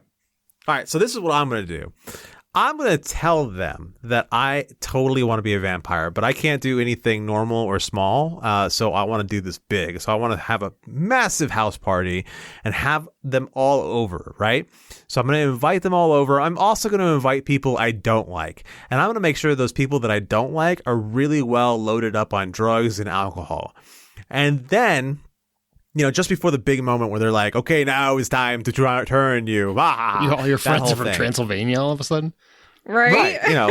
You moved. It's a vampire. to That's what they all weird He's sound been like. watching section too of much town. What They Do in the Shadows. Yeah. Right. So it's, when they decide that I'm going to say, hold on one second, I got to take this phone call and I'm going to step outside real quick. What they don't know is that in the basement of my house, I have it filled with gasoline and propane tanks and explosives, and it's all wired to a cell phone. So I'm going to calmly and easily walk over to my car, call that cell phone, and set off the bomb and drive out of town and blow everything sky high. And I'm out of there. Wow. You took the hero exit. You even did that, walking away thing while everything's exploding deal. Yeah, absolutely. like that. Sure did. I respect it. Okay. Well, I say, party all night, sleep all day, never grow old, never die. I think it's fun to be a vampire. There's no way I'm not going to be a vampire. I totally would eat everyone I know. I don't care. I don't care. I've dreamed of this. And you can see, here's the thing. If you become you My can whole become life. a vampire. I've been waiting for this to be real. You can give immortality to the people you like, but let the people you don't like die. It's literally the perfect thing. You just say, all right, I'll give you some blood to drink of me, and you can come back to life. Here's the thing. Here's the problem I have with that portion of your scenario. I am all on board Team Vampire. Love that. Now you're bringing in, you can give immortality to those you like to hang out with. How many people in your life can you honestly say you want to spend the rest of your life with? 3. If your life lasts forever. That's a long time because, even married people, till death do us part. Well, now you added on an addendum, and that's not right. That's way too long for anyone to spend quality time with people. I'm just saying. Oh, shit. It's a long time, especially if you become bitter like some. It's a long time. It's a long time. No shade or anything. Long time. Can you give them immortality, but just say, we can only see each other periodically or on odd numbered years? Right. Years. Yeah, I always want that break. Always got to have that year break. Something like that. Okay, so scenario number 2. Are you ready? Ready. Yeah. Okay. Amanda doesn't sound very committed to being ready. She's like, I don't know about this one. Okay, you learn that your local sheriff is a werewolf, and he has been murdering people in your town for months. But now he knows that you know, and he's made it clear he's coming for you on the next full moon. How do you survive? I don't know, man. I feel like this is really easy for me, too. I'm going to take out my Ruger or whatever guns are called, and I'm going to put a regular bullet in it on a non-full moon day and just shoot him in the head. Boom, he dies. Then I don't have to worry about the full moon coming and him attacking me as a werewolf. I don't think that works, right? I don't know the rules, but I'm pretty sure that it doesn't work. We've been taught by movies like Monster Squad that doesn't work. Yeah, you can actually detonate a werewolf where his body will come back into the one solid body after you detonate him. What? I feel like that's an extreme, but I do think it has to be a silver bullet. Otherwise, all you did, Amanda, is piss off the guy that's going to come back and kill you. Okay, Right. well, it sounds like I have time to prepare to get a silver bullet then. Are you a good shot? I am actually a good shot. It makes me cry. Are you but I am a good shot. shot when you're scared and have piss going down your leg? That's the only way that I've shot. When you're scared and have piss going down your leg? Yeah, pretty All right. much. That's how she goes to the range. I smell like pee. Right. Boom, boom, boom. It was more like tears streaming down my face, but I did it. Right. Yeah, so I can handle that. I'm prepared for fear. All right. All right, so I know I'm not a good shot, so I'm not going to try to do this whole silver bullet thing. What I am going to do is I'm going to fill up the basement of my house with explosives and propane and all the other stuff that I need. Are you a pyro? And then I'm going to, on my way out of town, blow up my house. Of course, I left behind something, but like that makes it look like maybe I could still be in the house, like maybe I died in it. And then I'm moving to Iceland, where there is no nighttime. And I'm safe. What a weird plan. All right. What a weird plan. Didn't you just tell us if a werewolf blew up, the pieces would come back together? So wouldn't he like rejoin himself, just Did be you all put burnt silver in the gasoline? No, I didn't say he's in the house. I just said that he's going to think I'm think dead. you're dead. Fake Yeah. your own death. God. I'm going to fake my own death and then move to Iceland where there is no nighttime. I mean, it's going to feel a little suspicious if I'm him. I'm just devil's advocate. I'm him. I'm the sheriff. I feel like I've solved some crimes. And this guy's house, who I just told I'm going to kill on the next full moon, suddenly his whole house blows up because he's got propane tanks and explosives in his basement for whatever reason. I feel like that's going to be an indication that you might have faked this. Yeah, but I don't care. I'm in Iceland where there is no freaking nighttime. Okay. Fair enough.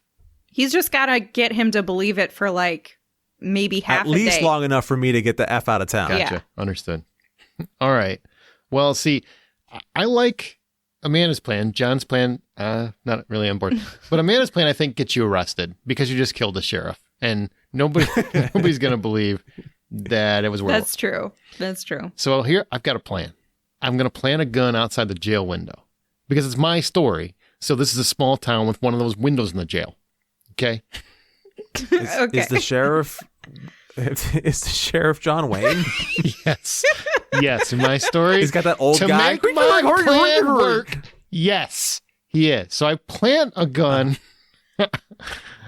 outside the window in the jail because there's a little small window, kind of like a basement window, small enough to get a hand out, but not a body. You know what I'm saying? Plant a gun right there. The gun is loaded with silver bullets. I also mount a video recorder on that window and make sure it can record for 24 hours.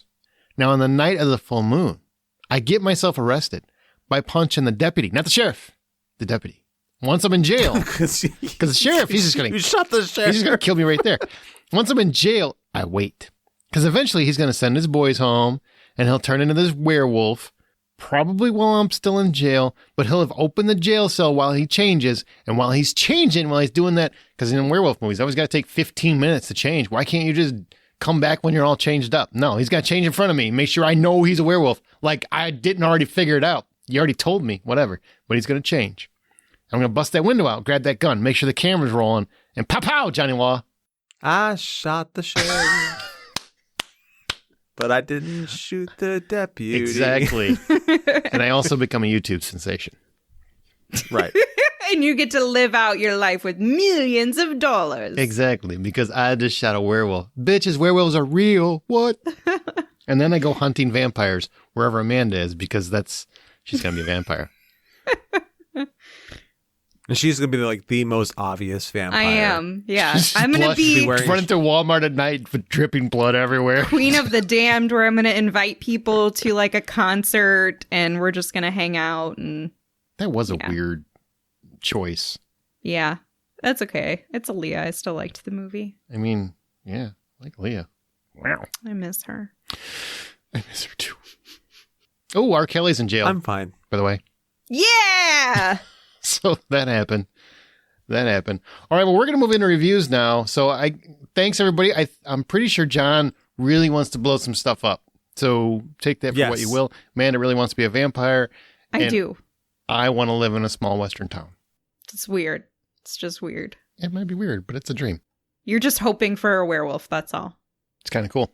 John, you are going to vacate because you have not seen either one of these properties. So thank you for joining us, buddy. No problem, man. Have fun, guys.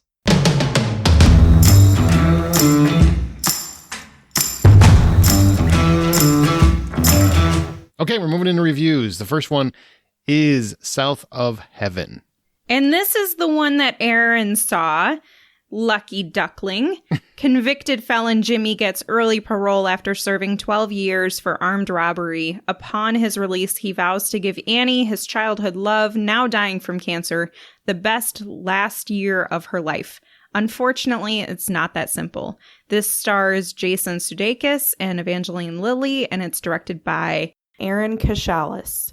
But this movie comes out on October 8th, and my first question for you is, with the rise of Jason Sudeikis lately in his very positive and optimistic persona as Ted Lasso, the star of Ted Lasso.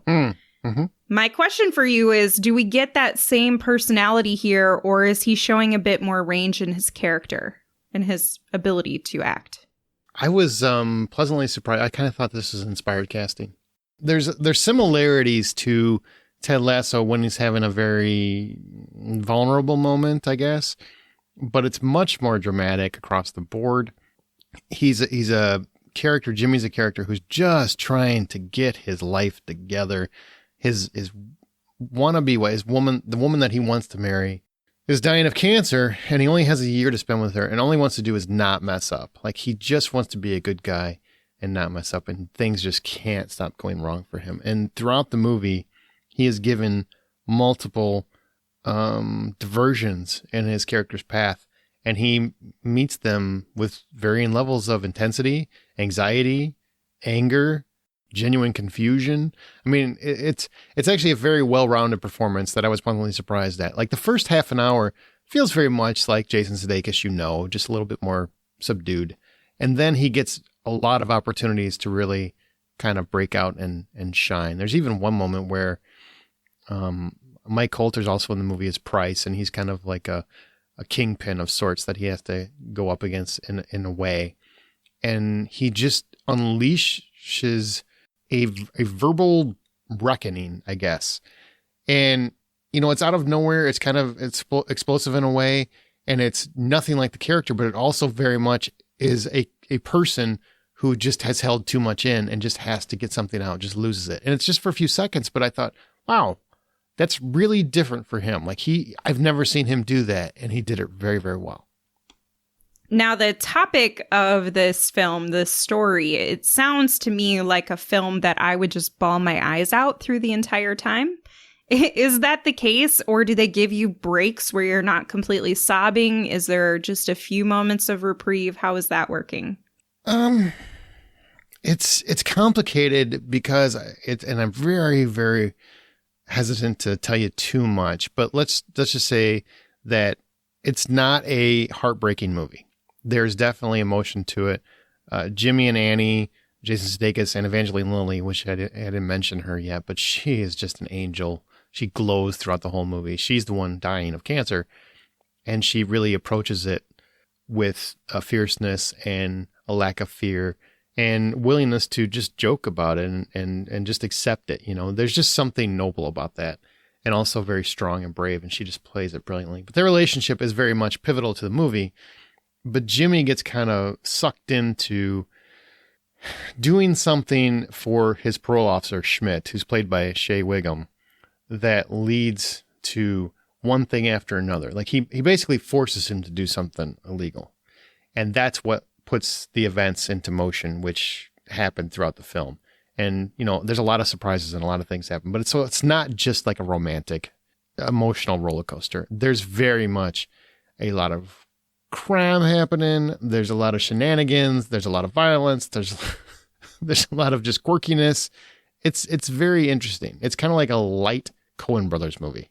Interesting. Mm-hmm, And I want to ask you a little bit about the writing and direction. So the writer Kashalas, who it looks like historically when he's directed a film has worked with Navat Papuchado, and the two of them seem to collaborate a lot. Does it seem like this is two perspectives? Do they seem like they have synergy? And then additionally, does this seem like a director who's had a few films under his belt?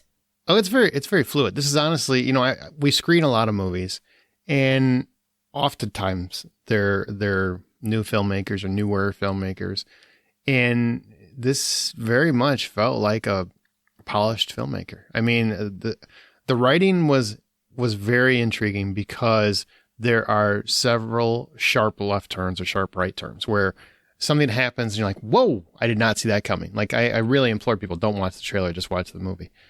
There are several things that happen that just come out of nowhere. And also it's beautifully shot. It's very lovingly filmed, and that comes across. It comes across as a much bigger budget of a film than it really is. So yeah, it's well shot, well placed, well produced. Wonderful. Well written. And this one's going to be on VOD and digital? Yes, it is. Yep. Okay. So if the full price of admission were $10, what are you giving South of Heaven? $7.50. That's a pretty good score.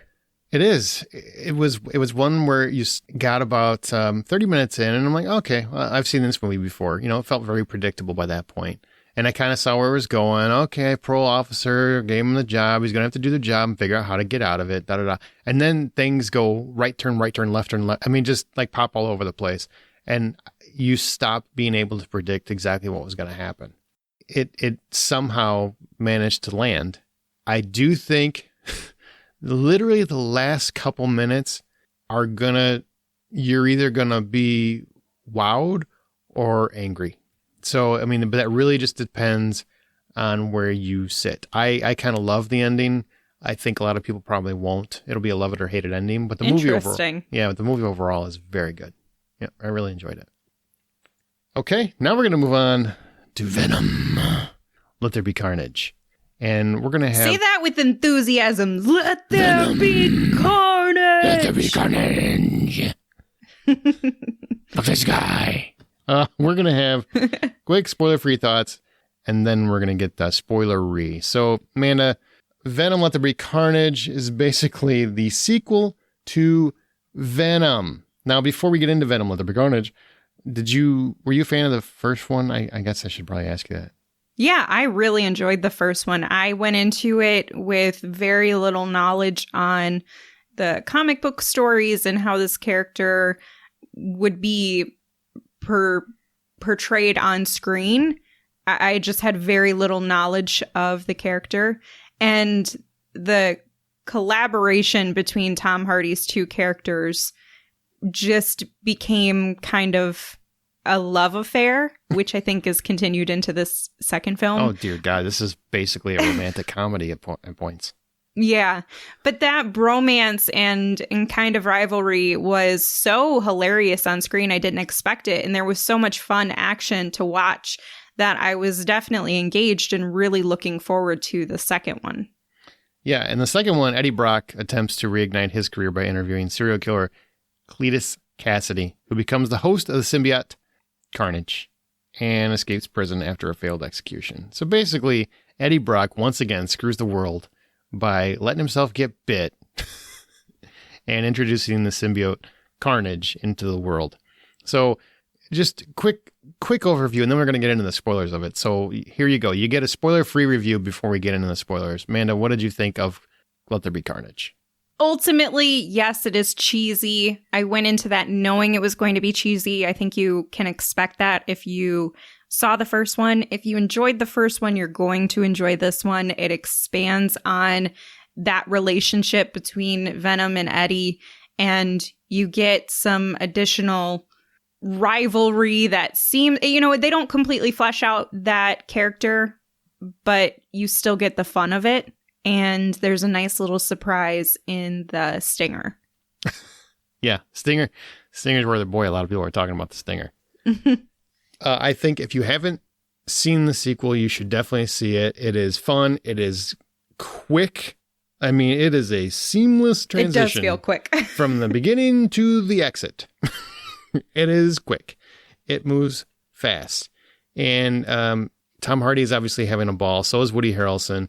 Andy Serkis actually surprised me. I saw his previous directorial effort. I thought he's a solid director with special effects, but I didn't see any fun in his Jungle Book representation. But this movie proved that he can do it, because this movie is fun from start to finish. It's fun. So I would give it, if $10 full price admission, what do you give Venom? Let There Be Carnage? Probably $6.50. Same, $6.50.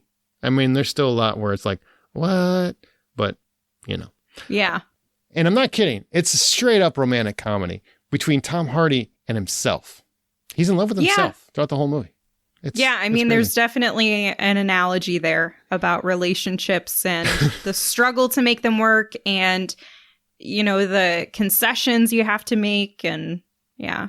Sure, that's way deeper than I planned. But let's get into the spoiler-ish section. And so if you haven't seen the movie or you don't want to know any spoilers, stop. And we're also going to talk about the Stinger in a second. But Tom Hardy's performance, and keep in mind, a lot of people don't realize he also does voice Venom. So that is him too.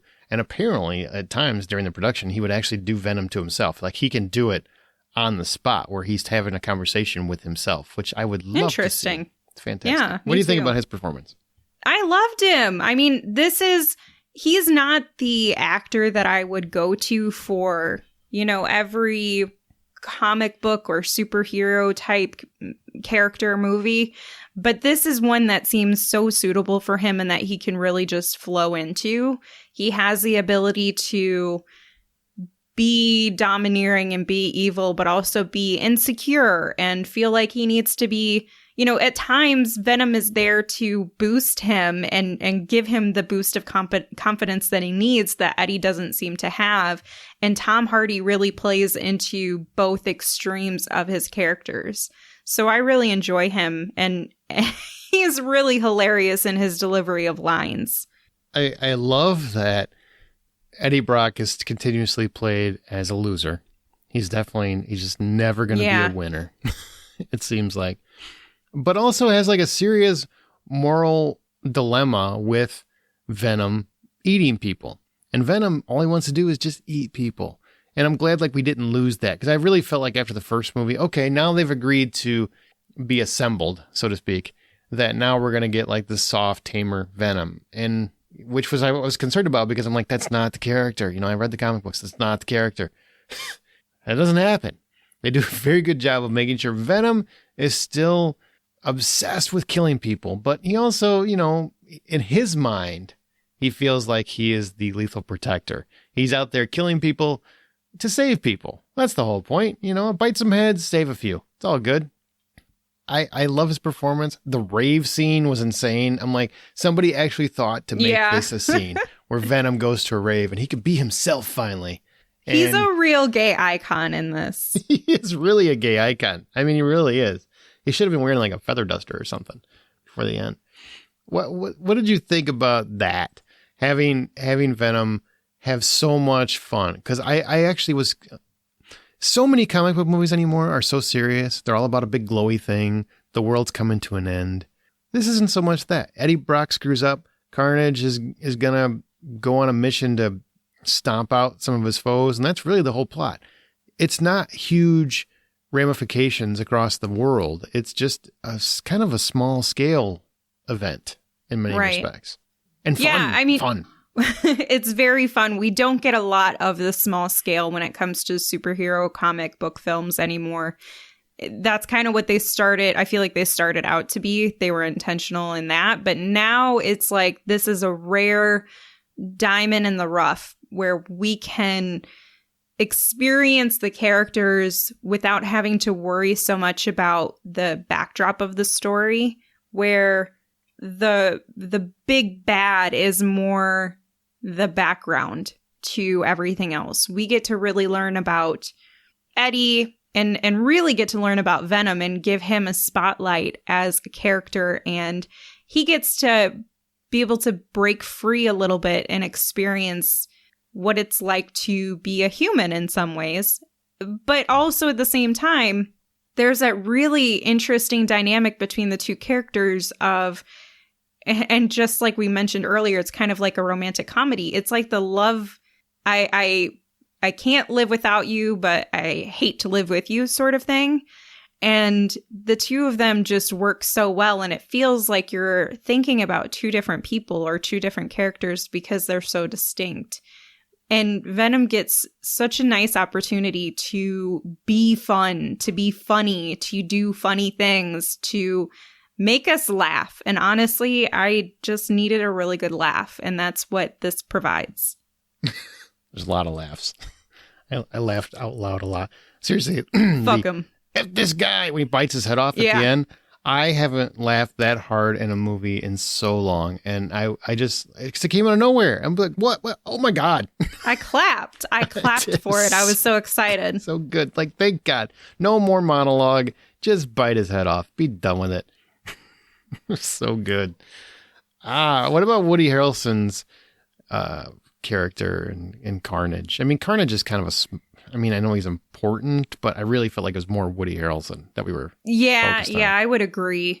And I don't know, I love Woody Harrelson usually, but I felt like he was just so cheesy that it was a little overwhelming at times, where I felt like he was trying too hard. There were moments where it worked for me, but there were more moments where I was just like, all right, I'd much rather just watch Eddie and Venom. And even Carnage was more appealing to me than Woody Harrelson's primary character. Yeah, Cletus Cassidy, is a serial killer, and he's supposed to be dark and mysterious, and also he's kind of a whiny bitch. Yeah, he's kind of a whiny bitch. Yeah, I agree. And I just, as much as I like Woody Harrelson, I do agree. I mean, when you're talking about the cheesy factor, Tom Hardy, I think, is playing it right. I mean, he is a great actor. He really is. And he's really playing the parts correctly. Woody Harrelson, and I know he's kind of it's like a riff off his Natural Born Killers persona. It just isn't it's not dangerous to me. It never feels dangerous. What this whole movie feels like, especially with Woody Harrelson, is like Batman Forever. It feels very playful in that sense, a little bit grounded in the heroes aspect, but when it comes to the villains, they're a little over the top, a little too over the top. Not that I still had fun with the movie. I enjoyed Batman Forever, but Riddler and Tommy Lee Jones, they were fun, but you can't deny that they weren't over the top at points. And that's what Woody Harrelson feels like. And Naomi Harris to an additional extent at Shriek. Like Shriek felt very cheesy too. It felt like there were two very distinct tones that were happening in the same movie, where you have Eddie Brock, you have Venom played by Tom Hardy, and you have his tone and his level of cheese, which, it's more just fun and playful, versus Woody Harrelson and has like this very different tone that he's going for. And I feel like that's the thing that those two just didn't mesh for me, where I felt like we were trying to introduce too many differences in the way that they're playing their characters, which traditionally is fine, but it came around to that cheese factor where I was just like, all right, man, let's ground this performance a little bit. Too late. It didn't happen. Mm-hmm. Yeah. What did you think about, and Michelle Williams, her character is barely an afterthought in this movie. Like, as Annie, I mean, she's great. Michelle Williams is a great actress, but I really don't feel like she's got a lot to do here, except kind of play Mary Jane. Yeah. I don't know. I enjoyed the moments that her husband was there. Fiance. Yeah. But I didn't really feel like I cared about her character being there. It was just the fun that happened at his expense, which required her being around. That's about it. I mean, she didn't have a lot to do. She didn't have much to participate in. It was just a few conversations, and she was much more of an afterthought and a plot device in a couple of ways. I mean, I feel like Mrs. Chen got more character development. She did. She totally did. And that was awesome. Naomi Harris's Frances Barrison, who's also Shriek, she's basically a mutant. And, she's got that screaming voice, which of course works out great when you're fighting two symbiotes who have a hard time with sound. Did you like her character? Was she over the top? Because I really felt like, isn't she just doing the same role from Pirates of the Caribbean? I mean, maybe, but I did enjoy her. I definitely enjoyed her more than Woody Harrelson. I felt like she was more destructive. She was more dangerous. She posed more of a threat. And that made her more interesting to me. And, with the end credits, of course, I'm interested to see what this all means for. What do you mean? Well, because the eye situation, like she had that eye and then there was the blue eye that showed up in the stinger. Oh, I see what you're saying. Okay. Yeah. So I'm just not sure what that means. But I liked her character, and I what an awesome power to have where all you have to do is scream and you can destroy. I mean, it's such a cliche to women, where women stop talking. Stop yelling. Loud, and you talk too much, and it's just always our voices that it's a problem for people. But I still enjoyed Naomi's portrayal of this character because she felt like raw, and that she was just here to really just destroy things without any concern. But at the same time, she had some level of humanity in her. And she wasn't a sap like Woody Harrelson. Right. And Officer Mulligan, or Detective Mulligan, by the way, his eyes are glowing at the end. The indication is that he's going to become Toxin, which is another... I think he's like more powerful than Carnage. He's basically the same thing as a symbiote. So the idea is that it's somehow a piece of Carnage or a piece of Venom got in him, is the theory. So there's a chance that he'll be basically infected. And Toxin in the comics, if I remember right, becomes more of like a helper to Spider-Man and stuff. He's more of an ally. So I don't know if that's the way it's going to go. I don't, because this series played a little bit loose with comic book lore, but we'll see what happens. Now, when it comes to the movie itself, Andy Serkis directed it. The famous Andy Serkis, who is the king of motion capture, which is kind of funny because you have a movie that has a ton of special effects in it. And he's also, he's well accomplished in just about everything he does. And he did the Mowgli movie, that was The Legend of the Jungle. I think it's on Netflix if you want to watch it. So he's done some directing. This is his first movie, huge budget film that has gone to theaters like this.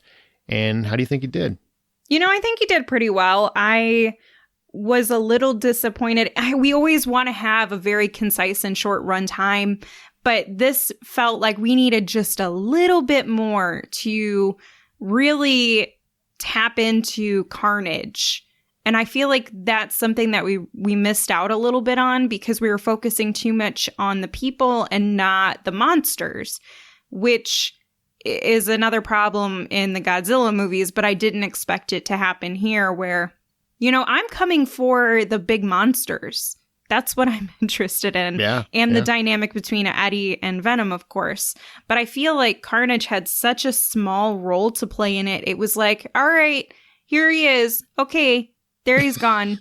You know what I mean? Yeah, it's like a blip and you miss it. Yeah. Yeah. I agree with that.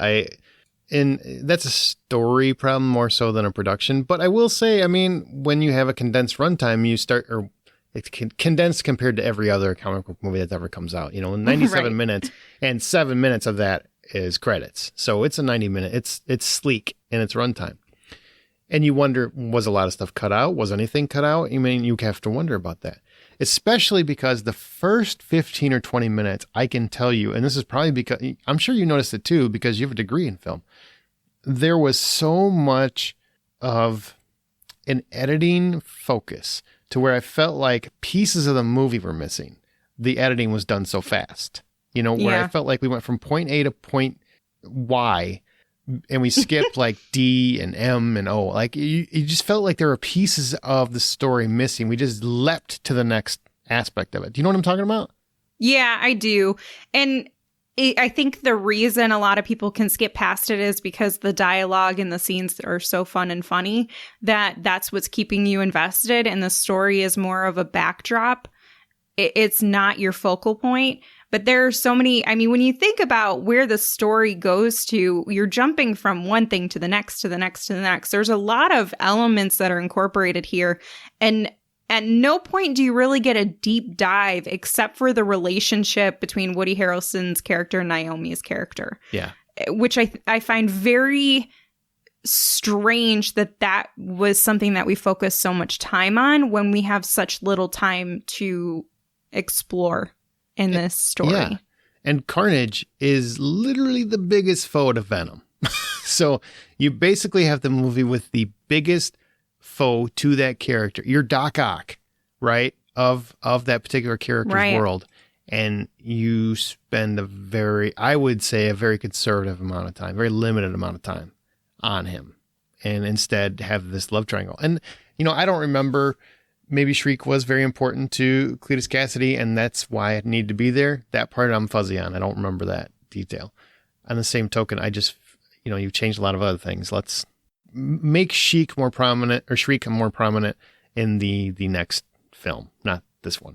Give Carnage his due, or because they make it very hard to bring Carnage back because he bit his head off. So there was just so much more focus put on the history between the two of them that if we wouldn't have spent so much time exploring their childhood relationship and just known that they were in love with each other and, they wanted to reunite, we could have spent more time on Carnage and that battle and kind of building up to that moment, because I don't even really feel like we had enough time to settle in our emotions of anticipation of what Carnage could mean, because it was like, all right, let's just go kill him. And it was like 5 minutes later, we're in the battle. It was so I think the pacing really caused such a disruption to everything else, because they wanted a sleek runtime, but the story just didn't warrant it with what they're trying to put in there.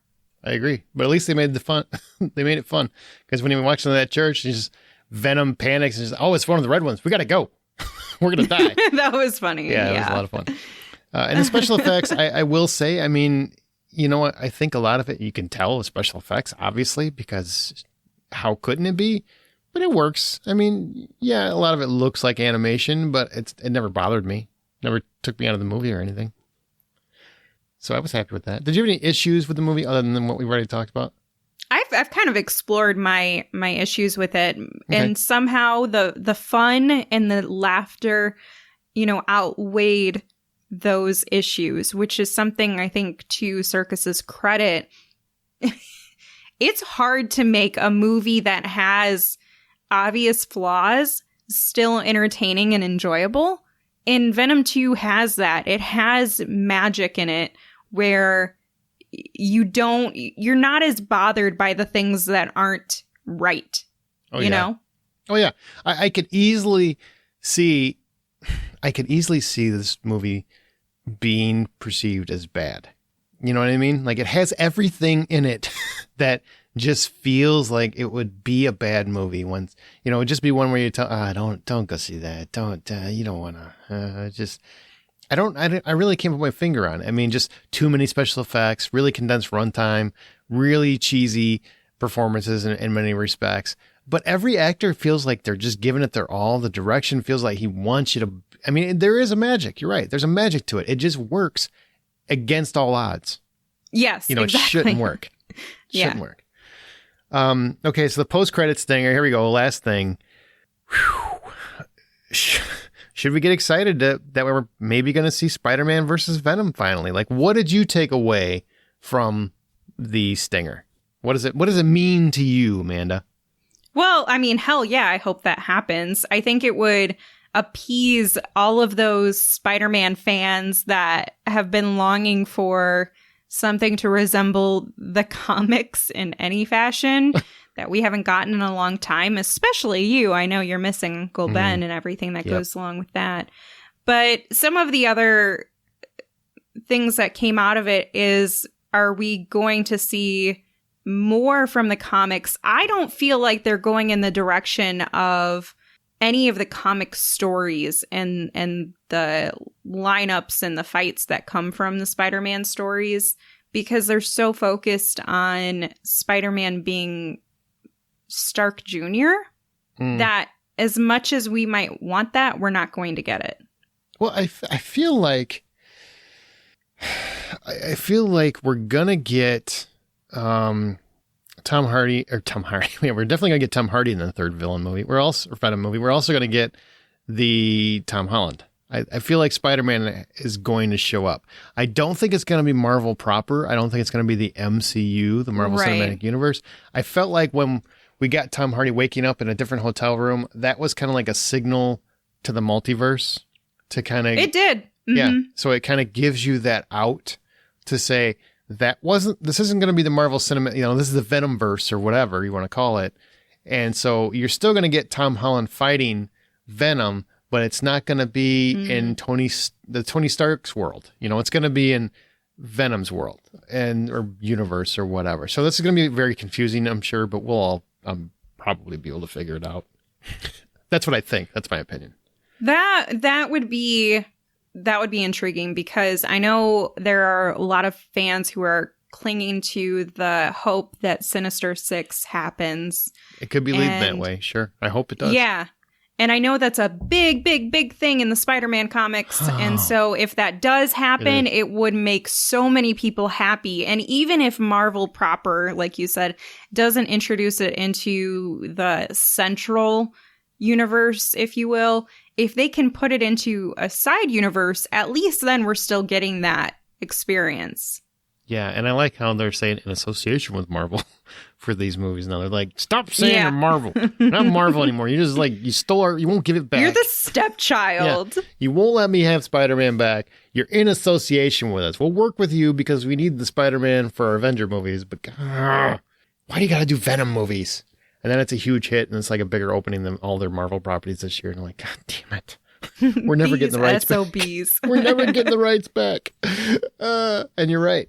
They're not. And I don't want them to. Hopefully not. Yeah, I would be really sad to see the destruction of that character if it were in the wrong hands. Yep, definitely. I feel like this is crazy. Now, I don't think we're going to see Venom in... a lot of people have said, well, are we going to see him in Spider-Man 4, if they make another one? I don't think if it's in conjunction with the Marvel Cinematic Universe, will we? Unless they've already made that deal and Tom Hardy pops up in the next Spider-Man movie. I guess it's possible. But I don't know why. My gut says that they're just going to try and keep them separate. I think so too, because, I don't know, Venom and Tom Hardy, they just seem like the redheaded stepchildren that they don't want associated with them, because it's not in line with the family fun vision that they're trying to have for the MCU. Yeah, feels that way. Which is sad, but if we can have an alternative line where we get some Venom and Spider-Man or a Sinister Six, I'm all for it. I would love the Sinister Six. And I'll be perfectly honest, and I'm sure I'm not in the majority of this one. I would prefer the Sinister Six is through Sony and not the Marvel Cinematic Universe. That's what I would prefer. I just don't think Marvel will want to be edgy enough with it. Now, I'm not saying that Sony's going to get it right or that they're going to land 100%, but I do think Marvel would work with them on it. And but I feel like Sony would be willing to go a little deeper with it and darker. And that's what I want. If you're going to do Sinister Six, they're all villains, man. I want to have it. I want to have a real meaty experience. And I don't want it to just be, well, here, let's find a way to work in all our other heroes. I just don't want that. Yeah, I agree. But that's what would happen. Yeah, that's exactly what would happen. It's not all bad. It's not all good. I just feel like I like having a world that's a little separate from it. This Venom movie would never happen if it was in Marvel's hands. Absolutely not. Which is why I don't feel like they're going to combine and bring Venom into their main storyline. That's just not going to happen, because they want something that's at least moderately family friendly, because that's where their big money is. Well, they might have Venom show up for a little bit and it'll just be playful banter. Right, but not this Venom. No. Not this Venom. Not this biting heads off Venom. No. It's kind of like Deadpool. I'll be shocked to actually see Deadpool show up actually in a Marvel. I know everybody says, well, it's done. Deadpool 3 is going to happen. Have you heard of a production date yet? I'm just saying. Until I actually hear a script is done and it's still going to be Deadpool, I'm not banking on it. It's been a lot of years since Deadpool 2 came out. So we'll see what happens. All right. Anything more on Venom 2? No, let's see another one. Are you anxious for a third one? Yeah, I would watch it. I mean, I'm not like sitting at the edge of my seat, waiting for it, but I would definitely be back out to the theater to watch a third. And would you want Andy Serkis to come back and direct it? I think there's a learning curve for him. So if he could learn from his mistakes, I'd be all right with it. But this one did feel more rushed than the last. So you prefer the first movie to this one? I do. By a wide margin, or? Probably. I think that, yeah, because the dialogue, I mean, there was just like a couple moments that stood out as being, God, I wish this would have happened in the first one. It kind of created an edge to it. The moment we talked about where he's like, fuck this guy and eats his head. Yeah. That's a beautiful moment. And that's not something that we got in the first one. But overall, I enjoy the first more than this one. I think I like them equally. I think the first one's more memorable to me, if that makes any sense. Like, I enjoyed them both, but I probably laughed more in this one. Like, this really did feel like a romantic comedy. At points, I'm just waiting for a When Harry Met Sally moment or something, where they just talk about, we can't be friends because, men and symbiotes can't be friends. Here's why. We're going to be too sexually attracted, and eventually it's going to lead somewhere. And at some point, maybe they have sex together. I don't know how that works when they're in the same body. Yeah. His arm reaches out. His, gooey arm reaches out, does, yeah, does stuff. Does stuff. Yeah. Yeah, I could see that. That would make total sense to me. Okay, well, that's going to do it for our episode this week. Be sure to come back next week for our James Bond Battle Royale, and we're going to talk about No Time to Die. And again, our Battle Royale is not going to be about who is the best Bond. We'll still talk about that, but we're going to have the Battle Royale for who the next Bond should be. I think that might be more fun or less fun. We'll find out. But be sure to come back. I think it'll be a lot of fun. Should be. We'll find out pretty quick. So thanks, everybody, for listening. Amanda, thanks for being here as always. Of course. And remember, the next time you head to a theater to see Venom 2 or No Time to Die or Halloween Kills or Dune, my God! Or Last Night in Soho. Oh, or Last Night in Soho or The Last Duel. Movie theaters are back, baby. Go see a movie. Just go see it. Thank you. The next time you go to a theater, buy popcorn. They're back.